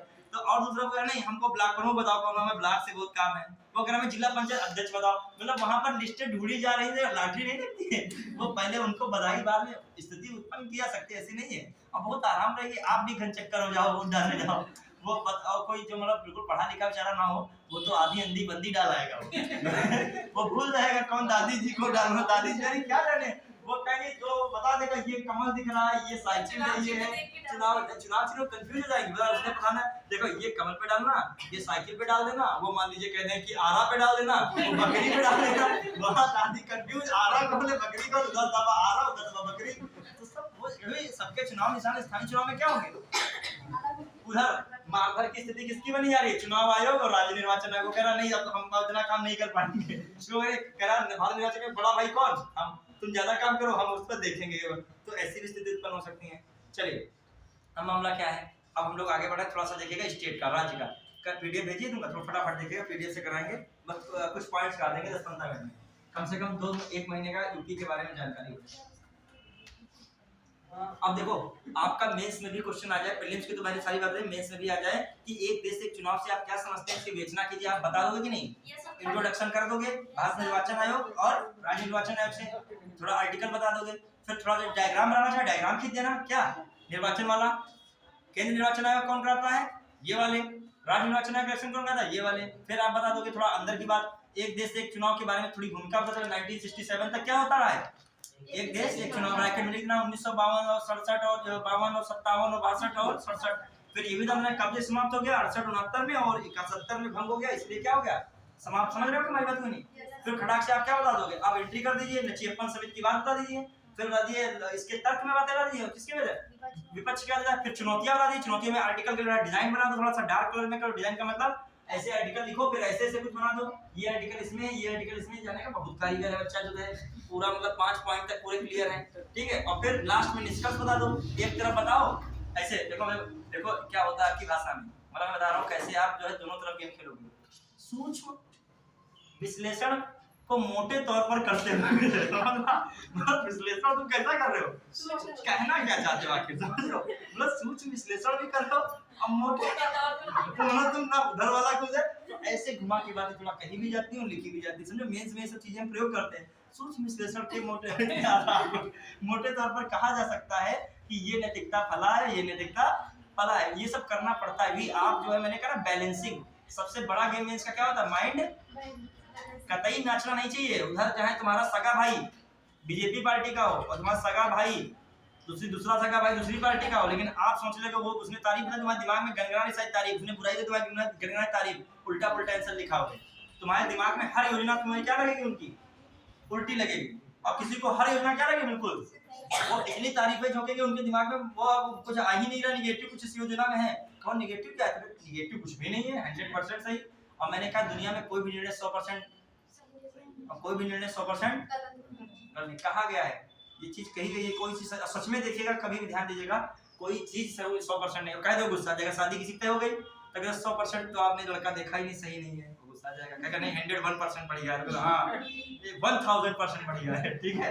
चलिए अब आइए कहाँ पे लोग थोड़ा सा देखिएगा यूपी करंट में फटाफट कुछ ये देखिए, पीडीएफ खोलिए थोड़ा सा, मैं थोड़ा पढ़ूंगा आपको जल्दी से विश्लेषण करना होगा, 10 मिनट तक केवल चलेगी, 7 8 9 10 मिनट तक, प्लस 4 10 तक या 12 तक बंद हो जाएगी, ठीक है। मतलब परेशान न थकिएगा नहीं, हम तो क्षमता रखते हैं देर तक पढ़ाएंगे, लेकिन जो है फिर किसी समस्या में कम होती है, जैसे कहीं जाना है, मतलब फोटो बहुत जबरदस्त तुम लोगों की सेल्फी बड़ी है आगे तुम्हारी फिर वही सेकंड पहले आएगी मुस्कुराते हुए। चलिए आइए, देखो गम है जितने भी हो लगभग मुस्कुराना चाहिए। मैंने क्या कहा था चावल, तुम इतना हंस क्यों रहे हो, तुम इतना हंस क्यों रहे हो, लग रहा है अपना कोई गम छिपा रहे हो, समझ रहे हो। इसमें कौन सी आपकी इंटेलिजेंस, इसमें कौन सा जो है इसमें टाइप लगा हुआ है, कौन सी चीज बता रहा हूँ, इसमें एप्टीट्यूड है, इसमें एटीट्यूड है, मतलब अभिरुचि है, अभिवृत्ति है, अंतर्द्वंद की स्थिति है कि भावनात्मक बुद्धिमत्ता छिपी है, भावनात्मक बुद्धिमत्ता। क्यों आप इतना हंस रहे हो, सामने वाले सबको लग रहा है, लेकिन एक बच्चा वहां पे बैठा है वो समझ रहा है सर की हंसी या हमारी हंसी ना समझेगा, वहां भी कोई गम छिपा नहीं रहे तुम लोगों से, ठीक है। लेकिन मान लीजिए ये भी कह एक्स व्यक्ति है, वो इतना हंस क्यों रहा है, इसलिए हंस रहा है, वो समझ रहा है कि रोज इतना हंसते नहीं थे, आज कुछ ज्यादा उनकी हंसी में कुछ क्या दिख रही है बनावटी पन लग रहा है, तो इसलिए ठीक है। तुम लोग बहुत ही इंटेलिजेंस इमोशनल में बहुत ऊपर तक है तुम लोगों का स्तर जो है, और इमोशनल इंटेलिजेंस बहुत जरूरी था जीवन में। छोटे जो बच्चे होते हैं वो बहुत लोग की ना करने की आदत बहुत होती है, जब मम्मी बच्चे से कहती है खाना खा लो नहीं खाएंगे, खाना खा लो नहीं खाएंगे, मम्मी कहती है खाना नहीं खाना है इनको, आज खाना कोई दे नहीं घर में सकता है, खाना देने की स्थिति नहीं, बहुत नालायक है, खाना हम दे नहीं सकते, दूध तो कतई नहीं देना, छू मत लेना, इधर चाय की तरफ देखना भी पाप है इनको, तो बच्चा क्या कहेगा अब हम खाना भी खाएंगे, देखिए कौन घर में रोकता है। विद्रोही किस्म का जो लड़का हो जाए घर में तो क्या होगा, और मम्मी ये चाहती थी, क्या खेल रही है आपके, आप बेवकूफ बन के खड़े खड़े वहां पे और खाना वाना खा के गुस्सा में सो गए, फिर से ये होता है। बच्चे को स्कूल भेजना है छोटे, वो कह रहा मैं नहीं जाऊंगा, ठीक है ना, जब कतई मत जाओ, वहाँ चॉकलेट इतनी सारी बटनी है, वहाँ सेब इतना ज्यादा आना है, वहाँ केला आपका वेट कर रहा है, वहाँ पर अंगूर बहुत ज्यादा है, काले अंगूर बताओ, काले मंगाइए ना, ये काले नहीं हरे पीले ना, सारे अंगूर मंगाइए, स्ट्रॉबेरी मंगाइए। अब लड़का क्या है, हम नहीं हम आज जाएंगे कॉलेज जाएंगे स्कूल वहाँ पहुंचा बहुत मारा वारा गया, करके कमरे बहुत मारा गया, ठीक है। आपने यहाँ आया मम्मी अंगूर नहीं तो तुम देर से पहुंचे खाए वहाँ, चलिए आइए अब हम लोग देख रहे हैं उत्तर प्रदेश करंट अफेयर, फटाफट मिला सबको पीडीएफ में, पहला पेज देखिएगा, इसमें लिखा है यूपी इन्वेस्टर समिट का ग्राउंड ब्रेकिंग समारोह, यूपी इन्वेस्टर समिट का यूपी जो है इसमें क्या ग्राउंड ब्रेकिंग समारोह, कौन समारोह है, ग्राउंड ब्रेकिंग। अब देखो क्वेश्चन क्या बन सकता है, अभी आपके समीक्षा अधिकारी में आया था यूपी, अब देखो मेरे पास इतना टाइम नहीं, आपको लिखा हूं धीरे-धीरे, अब मैं चर्चा कर दे रहा हूं, कुछ दिमाग में चला जाएगा कि नहीं, पढ़ाऊंगा भी नहीं पूरा, मैं हेडिंग बस पढ़ूंगा, आपको समझा दूंगा, बस हमको 5-6 मिनट तक पढ़ाना है और 5-6 पॉइंट कवर करूंगा। देखो आपके समीक्षा अधिकारी में एग्जाम में क्वेश्चन आ गया था, यूपी इन्वेस्टर समिट का उद्घाटन राष्ट्रपति द्वारा किया गया, ये लाइन गलत थी, यूपी इन्वेस्टर समिट का उद्घाटन प्रधानमंत्री द्वारा किया गया। एक बात से अब उद्घाटन पे आपकी निगाह जानी चाहिए, उद्घाटन अंधेधुंध नहीं लगाना है, कल उद्घाटन पूछे उद्घाटन नहीं पूछा जा रहा है। फिर उसने कहा यूपी इन्वेस्टर समिट 2023 में लखनऊ में आयोजित हुआ था, ये भी बात क्या है, सही है। पहली वाली बात क्या थी, गलत। तो अब वही यूपी इन्वेस्टर समिट के लिए क्या बनाई गई है, ग्राउंड ब्रेकिंग समारोह मनाया गया है। कहाँ मनाया गया है, लखनऊ में। मान लीजिए पूछ ले, अब वो चीज पुरानी हो गई, ये इंपॉर्टेंट। और इसमें जो एक 10 लाख करोड़ का प्रस्ताव था, मतलब निवेश का प्रस्ताव कितना लाख करोड़ निवेश किया गया, 10 लाख करोड़। उस प्रस्ताव को क्या कर दिया गया, पारित कर दिया। क्या कर दिया गया, पारित। कितनी योजनाएं देखो लिखी हैं, 14,000 योजनाएं। समझ रहे हो कि नहीं, ये सब इंपॉर्टेंट पॉइंट्स हैं। अब क्वेश्चन बनेगा, हाल ही में ग्राउंड यूपी इन्वेस्टर समिट के लिए ग्राउंड ब्रेकिंग समारोह का आयोजन किया गया। इस समारोह का उद्घाटन प्रधानमंत्री नरेंद्र मोदी द्वारा किया गया। इस समारोह में 12 लाख करोड़ रुपए के निवेश को पारित किया गया। पहली दो बातें क्या है, ठीक है। तीसरी बात क्या है, गलत। समझ पाए कि नहीं। अब ग्राउंड ब्रेकिंग समारोह पढ़ा तो कई लोगों ने होगा, लेकिन वहां एग्जाम में क्वेश्चन आएगा कर कोई नहीं पाएगा। मौका दो चार लोग कर पाएंगे, कायदे से पढ़ेंगे। समझ रहे हैं। अब आइए अगला पॉइंट, इसमें और कुछ नहीं इंपॉर्टेंट है, जो पता था मैंने बता दिया पूरा। अब आइए अगला, तो आपको दो चीजें, ग्राउंड ब्रेकिंग समारोह का उद्घाटन पीएम कर रहे हैं, किस परिप्रेक्ष्य में हो रहा था, यूपी इन्वेस्टर समिट। कहाँ हुआ, लखनऊ में हुआ। कितनी हजार योजनाएं, 14,000। कितना निवेश को पास किया गया, 10 लाख करोड़। बस अब पॉइंट्स बना के निकाला करिए। फिर आइए, हाँ, सफाई कर्मियों के लिए ई सेवा पोर्टल। इतना जबरदस्त है ये क्वेश्चन, पूछा जाता है कि सफाई कर्मी हुआ, महिलाएं हुई, बच्चे हुए, शोषित कोई वर्ग हुआ, ठीक है, इनसे सबसे संबंधित योजनाएं जो है बहुत कार्य पड़ी है। देखो क्या है, मुख्यमंत्री योगी आदित्यनाथ ने गोरखपुर से, बस कहां से, गोरखपुर से सफाई कर्मियों के लिए क्या लॉन्च किया है, ई सेवा पोर्टल। प्लस इसमें दुर्घटना बीमा कवरेज कितना कर दिया गया, 10 लाख। बस यही इंपॉर्टेंट था, बस और कुछ नहीं। और देख ले तो क्वेश्चन आ सकता है, हाल ही में मुख्यमंत्री द्वारा ई सेवा पोर्टल लॉन्च किया गया, किस क्षेत्र में, वह स्वच्छता के क्षेत्र में, फिर लेगा शिक्षा के क्षेत्र में, रक्षा के क्षेत्र में, सामाजिक परोपकार क्षेत्र में। सामाजिक परोपकार में लगाइए इसको, मेन जो है क्या लगाइए, देखो सामाजिक परोपकार होगी, लेकिन इसमें क्या है, स्वच्छता। सफाई कर्मी किससे जुड़ा हुआ है, स्वच्छता। यह कह देगा किससे संबंधित, तो सफाई कर्मी, शिक्षा मित्र और रक्षा कर्मी, तो किसको लगाओगे, सफाई कर्मी। क्लियर। अब आइए अगला, और कितनी, इसी के संदर्भ में नगर निगम कितनी, 116 करोड़ की लागत वाली कितनी, 176 विकास योजनाओं का शिलान्यास किया गया। कन्या सुमंगला योजना के अनुदान में वृद्धि, वेरी वेरी इंपॉर्टेंट। कौन है, कन्या सुमंगला योजना। आप कभी मेंस में महिलाओं के संदर्भ में, तो सरकार की जो बढ़िया बातें हैं बताने के लिए हाल ही में सरकार द्वारा ये किया गया। फिर बताओ हाल ही में ये संशोधन शुरुआत सुधार करने की जरूरत है, दोनों तरफ खेलो। मैंने कहा क्या, सूक्ष्म विश्लेषण करते हुए मोटे तौर पर कहा जाए तो समझ रहे हो, इसकी बात कही जा रही है। तो वही बात, पहले तो सरकार द्वारा जो है एक महिलाओं के क्षेत्र में, बालिकाओं के लिए बेहतर एक कदम उठाया गया है, जिसमें 2019 में शुरू की गई कन्या सुमंगला योजना को 2024 में अप्रैल से प्रति लाभार्थी 10,000 रुपया बढ़ा दिया गया है। अब 15,000 से कितना मिलेगा, 25,000 मिलेगा। ये एक अच्छा पॉइंट है।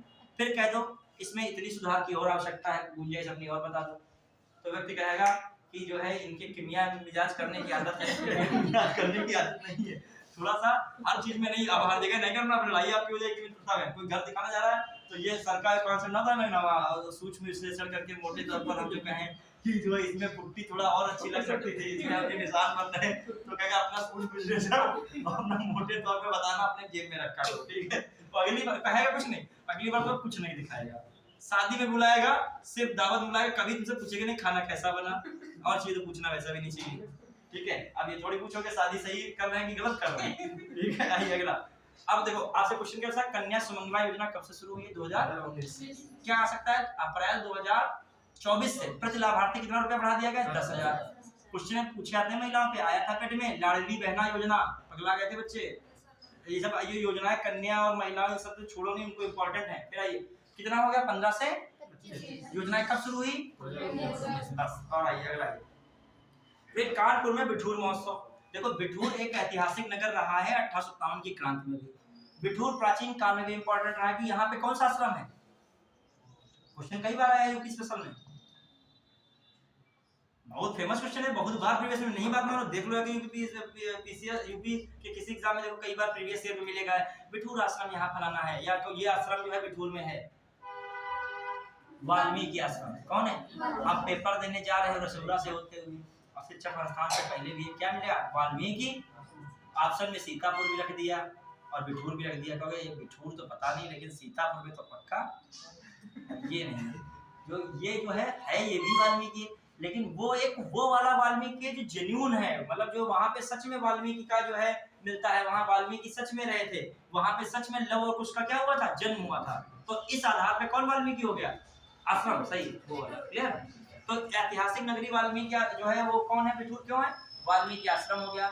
लव और कुश का क्या हुआ, जन्म हुआ, प्लस सीता माता भी वहां रहती हैं, प्लस बिठूर एक गंगा नदी के किनारे एक बढ़िया स्थल बना था, किस नदी किनारे, प्लस बिठूर से नाना साहब थे, किसके, बाजीराव द्वितीय के दत्तक पुत्र थे। और नाना जी बाजीराव पेशवा का किसमें मामला जिक्र आता है, नाना बाजीराव का 1857 की क्रांति में किसका विद्रोह किया, अंग्रेजों का। किसने दमन किया, कैंपबेल ने। कौन इनके सलाहकार थे, अजीमुल्ला खां। कौन इनका जो है कह सकते हो सेनापति था, तात्या टोपे। नाना साहब का दूसरा नाम क्या था, धोंधू पंत। जो है तात्या टोपे को कब फांसी दे दी गई, 18 अप्रैल 1859। कहने को करंट अफेयर में रहती है, लेकिन मैं जो कुछ आता है बताऊं उसी समय डालता हूँ। फांसी दी गई, अब इतना नहीं ध्यान है, फांसी दे दी गई थी। एक इनके मित्र जो थे राममान सिंह थे, उन्होंने इनके साथ गद्दारी की थी, बता दिया था यहाँ पे लेटे या सो रहे हैं, और वहां से गिरफ्तार कर लिया गया। ठीक है, तो हालांकि इतना डीप नहीं पूछेगा, लेकिन आपसे पूछ सकता है तात्या टोपे को फांसी कब दी गई, सन याद रखिएगा 1859। उत्तर प्रदेश की क्रांति से क्या है, जुड़े हुए हैं। प्लस दूसरी बात ये भी पूछ सकता है कि तात्या टोपे किसके कमांडर इन चीफ थे, नाना साहब के। फिर दूसरी बात ये भी याद रखिएगा, नाना साहब का जो सलाहकार कौन था, अजीमुल्ला। ये सब क्वेश्चन पूछेगा, एक भी बार आप देखो, ज्यादा में डिपेंड जो चीज पूछी गई वो मैं रिपीटेशन मार देता हूँ। अब 18 अप्रैल 1859, ठीक है। अब आइए अगली बात, पूरा हो गया, खत्म ये बिठूर वाला मैटर। हाँ, फिर आइए अखिल भारतीय संस्थागत नेतृत्व समागम 2024। अखिल भारतीय संस्थागत नेतृत्व समागम 2024 का क्वेश्चन पूछ सकता है, कहाँ आयोजित हुआ, आप लगा दोगे बीएचयू, बनारस हिंदू विश्वविद्यालय, लगाना ठीक था क्या, लखनऊ विश्वविद्यालय, समझ पा रहे हो। अखिल भारतीय संस्थागत नेतृत्व समागम कहाँ आयोजित हुआ, मोबाइल में उसको भी दिखा दो, मोबाइल में है कि नहीं। हाँ देखिए, देखो पढ़ाई एक ऐसी विद्या है, थोड़ा सा आपको कभी कभी जल्दी भी पढ़ा रहे हैं, मान लीजिए हम एक बहुत धीरे धीरे पढ़ाएं, बच्चों सुनिएगा। अखिल भारतीय संस्थागत समागम भी लिख लीजिएगा, संस्थागत समागम 2024 कहाँ हुआ, लिखिए सब लोग लिखिए, ठीक है। टाइम देखें, ठीक है, टाइम बहुत हो गया है। आप बताइए, टाइम 1-2 मिनट हो गया, लेकिन हमने इतने टाइम में कितना कवर कर दिया। थोड़ा लास्ट में ये ना सोचा करो जल्दी सर बोल रहे थे, जो कितनी जल्दी जल्दी गेन हो पाए। एग्जाम हॉल में जाने से पहले एक कुछ और कॉपी में देख के जाओ, एक टाइम तो कम है ही है, 10 मिनट के 1 घंटा तो बना नहीं सकते, पेपर आगे बढ़वा दे, इतनी पावर रखे हैं, फिर लीकर पेपर करवा डाल दे तो फिर तो क्या है मामला। तो इससे पहले क्या करो, 10 मिनट जल्दी पन्ना पलटो हो, बस हेडिंग देख लो। अगर हेडिंग में आ जाए कि आयुर्वेद महोत्सव कहाँ होता है, तिरुवनंतपुरम है, ये लगा हुआ, झांसी तो नहीं था, और तुम्हारा हेडिंग से बच गया। एक बच्चा है, उसकी आदत पड़ी नहीं, आराम से एग्जाम से पहले पानी पिएंगे, किताब रखेंगे, तो कहाँ हो पाएगा, चक्कर है उसके दिमाग में। जल्दी दिमाग की 2 बुद्धि बनाओ, एक आराम पढ़ने वाली, एक क्या है, इमरजेंसी बुद्धि, उसे क्या कहते हो, इमरजेंसी वाली। इमरजेंसी में हर काम फास्ट आगे लाइए। अखिल भारतीय नेतृत्व समागम में बस एक चीज आप याद रखिएगा, कौन इसका जो है कहाँ हुआ है, लखनऊ विश्वविद्यालय। अगला हेडिंग में देख ले, वाराणसी में क्षेत्रीय किसान मेले का आयोजन कहाँ हुआ है, बहुत इंपॉर्टेंट, वाराणसी, ठीक है। बीएचयू याद रखो कि नहीं। फिर आइए, हाँ, भारतीय सब्जी अनुसंधान संस्थान कहाँ पर है, वाराणसी, बहुत पूछा जाता है। इसको क्या कहते हो, IIBR, Indian institute for vegetable research. और IBRI भैया ये पूछा गया है, बहुत पगला दिया था क्वेश्चन, लड़कों को पता था, पूरा नाम देते तो कर ले जाते, ये कह दिया IIBR का मैच निकाल करो, और क्या IBRI करो, लड़का से दिया गया ये क्या फुल फॉर्म देना चाहिए, ये गलत बात है, गलत बात कुछ नहीं, वो चेक कर रहा था, फुल फॉर्म नहीं, वो चेक कर रहा था आपका कॉमन सेंस कितना तगड़ा है। अब लड़का ढूंढते फिर रहा कर, तनी गूगल मिल जाए, हम भी मैं फुल फॉर्म देख ले, पक्का बता देंगे, गारंटी से, फांसी ना लगा ना बता पाए, इतना अपने पर भरोसा होता पढ़ने वाले। लेकिन वही तो चाह रहा है कि ये आई और जो है IBRI उठा के कहाँ फेंक दिया गया। तो ये जो IIBR इंडियन इंस्टीट्यूट ऑफ, ये बच्चों जो आपका है कहाँ पर, मतलब सब्जी अनुसंधान संस्थान, और बी फॉर यहाँ वेटरनरी है, क्या है, पशु, जो है भारतीय पशुधन अनुसंधान संस्थान, ये कहाँ है पशुधन वाला, ये पशु चिकित्सा, वेटरनरी को कहते हैं पशु चिकित्सा संस्थान, ये कहाँ, इज्जत नगर बरेली, कहाँ है, इज्जत नगर बरेली। बढ़िया है, देखो वही करंट अफेयर, कहने को करंट अफेयर में आपको अदर चीजों से भी क्या करता हूँ, जोड़ देता हूँ, ठीक है। कहने को बच्चा बहुत स्मार्ट है, सब्जी में पढ़ा तो एक लाइन पढ़ लेंगे, अब वही हम उसी में से उतने में से पूछ रहे, फंस जाएगा बच्चा, उतने पूछ ले, सेंटेंस बनाएंगे दो, यहाँ पे नहीं है और बीसीयू की जगह क्या कर देंगे, लखनऊ विश्वविद्यालय कर देंगे, वहां घूम जाएगा, ये तो पक्का सही होगा। आइए 1-2 और बच्चे हैं, बस छोड़ रहे हैं। बनारस हिंदू विश्वविद्यालय मानव डीएनए बैंक, बहुत अच्छा क्वेश्चन लगता है। उत्तर भारत का पहला मानव डीएनए बैंक कहाँ बना? बीएचयू बनारस। ठीक है, फिर आइए हेडिंग 8 नई कहेगा अयोध्या इंटरनेशनल एयरपोर्ट, इसका नाम क्या है अयोध्या इंटरनेशनल एयरपोर्ट का? महर्षि वाल्मीकि, याद रखेगा, वाल्मीकि जी का बहुत मामला चल रहा चारों तरफ, उधर वाल्मीकि फिर कहाँ इधर वाल्मीकि आ गए, तो जो इंटरनेशनल एयरपोर्ट अयोध्या का नाम है श्री राम इंटरनेशनल एयरपोर्ट लगा दियो। तो श्री राम जो टेम्पल ही है, श्री राम नगरी है, लेकिन वहाँ पे वाल्मीकि क्या है, आश्रम का नाम रख दिया वाल्मीकि। तो इससे कितनी उड़ान सेवाएं शुरू की गई है? तो ये फैक्ट नहीं पूछ रहा, जैसे फैक्ट पूछना था क्यों नहीं चाहिए, कुछ भी पूछ सकता है, तो क्या लगाओगे 8। कितनी उड़ान सेवा शुरू की? अब 8 के 8 नाम भी दिमाग में रखोगे, टाइम कम है, दिल्ली है, चेन्नई, अहमदाबाद, जयपुर, दरभंगा, मुंबई, बेंगलुरु, जयपुर से जुड़ी जाएगी, सब याद रखेगा। आइए फिर सौर ऊर्जा रूफटॉप पावर प्रोजेक्ट का लोकार्पण कहाँ हुआ बच्चों, याद रखे कहाँ किया गया है? मेरठ के लाला लाजपत राय विश्वविद्यालय। क्लियर? फिर आ जाइए बदायूं में, बहुत इंपॉर्टेंट क्वेश्चन आएगा, हाल ही में एचपीसीएल के बायोगैस प्लांट का कहाँ लोकार्पण मुख्यमंत्री योगी आदित्यनाथ ने किया है? बदायूं। कहाँ लगाओगे? बदायूं। वहां लगा देगा मेरठ, बदायूं, वाराणसी, अयोध्या, वाराणसी या अयोध्या लगाओगे। होगा कौन ऑप्शन चेक करोगे? तो कतई हो विधान सोचे नहीं होगी एग्जाम हॉल में, वही आएगा जो सोचे नहीं होगी एग्जाम हॉल में। बस यहाँ तक अब करा रहे, टाइम लोगों का ओवर हो रहा है, समझ रहे हैं लोगों की भावनाएं, मुश्किल एविडेंस है, ऊपर से आपका मन जो है दिख रहा है पढ़ाई का, लेकिन अंदर से मन हो रहा है पानी वानी पीने का, सेल्फी खिंचवाने का। ठीक है, चलिए आज के इतना करते हैं, फिर कल मिलते हैं जब क्लास समय लगती है, इसको उसका वो बंद कर देगा, क्लास हो गई।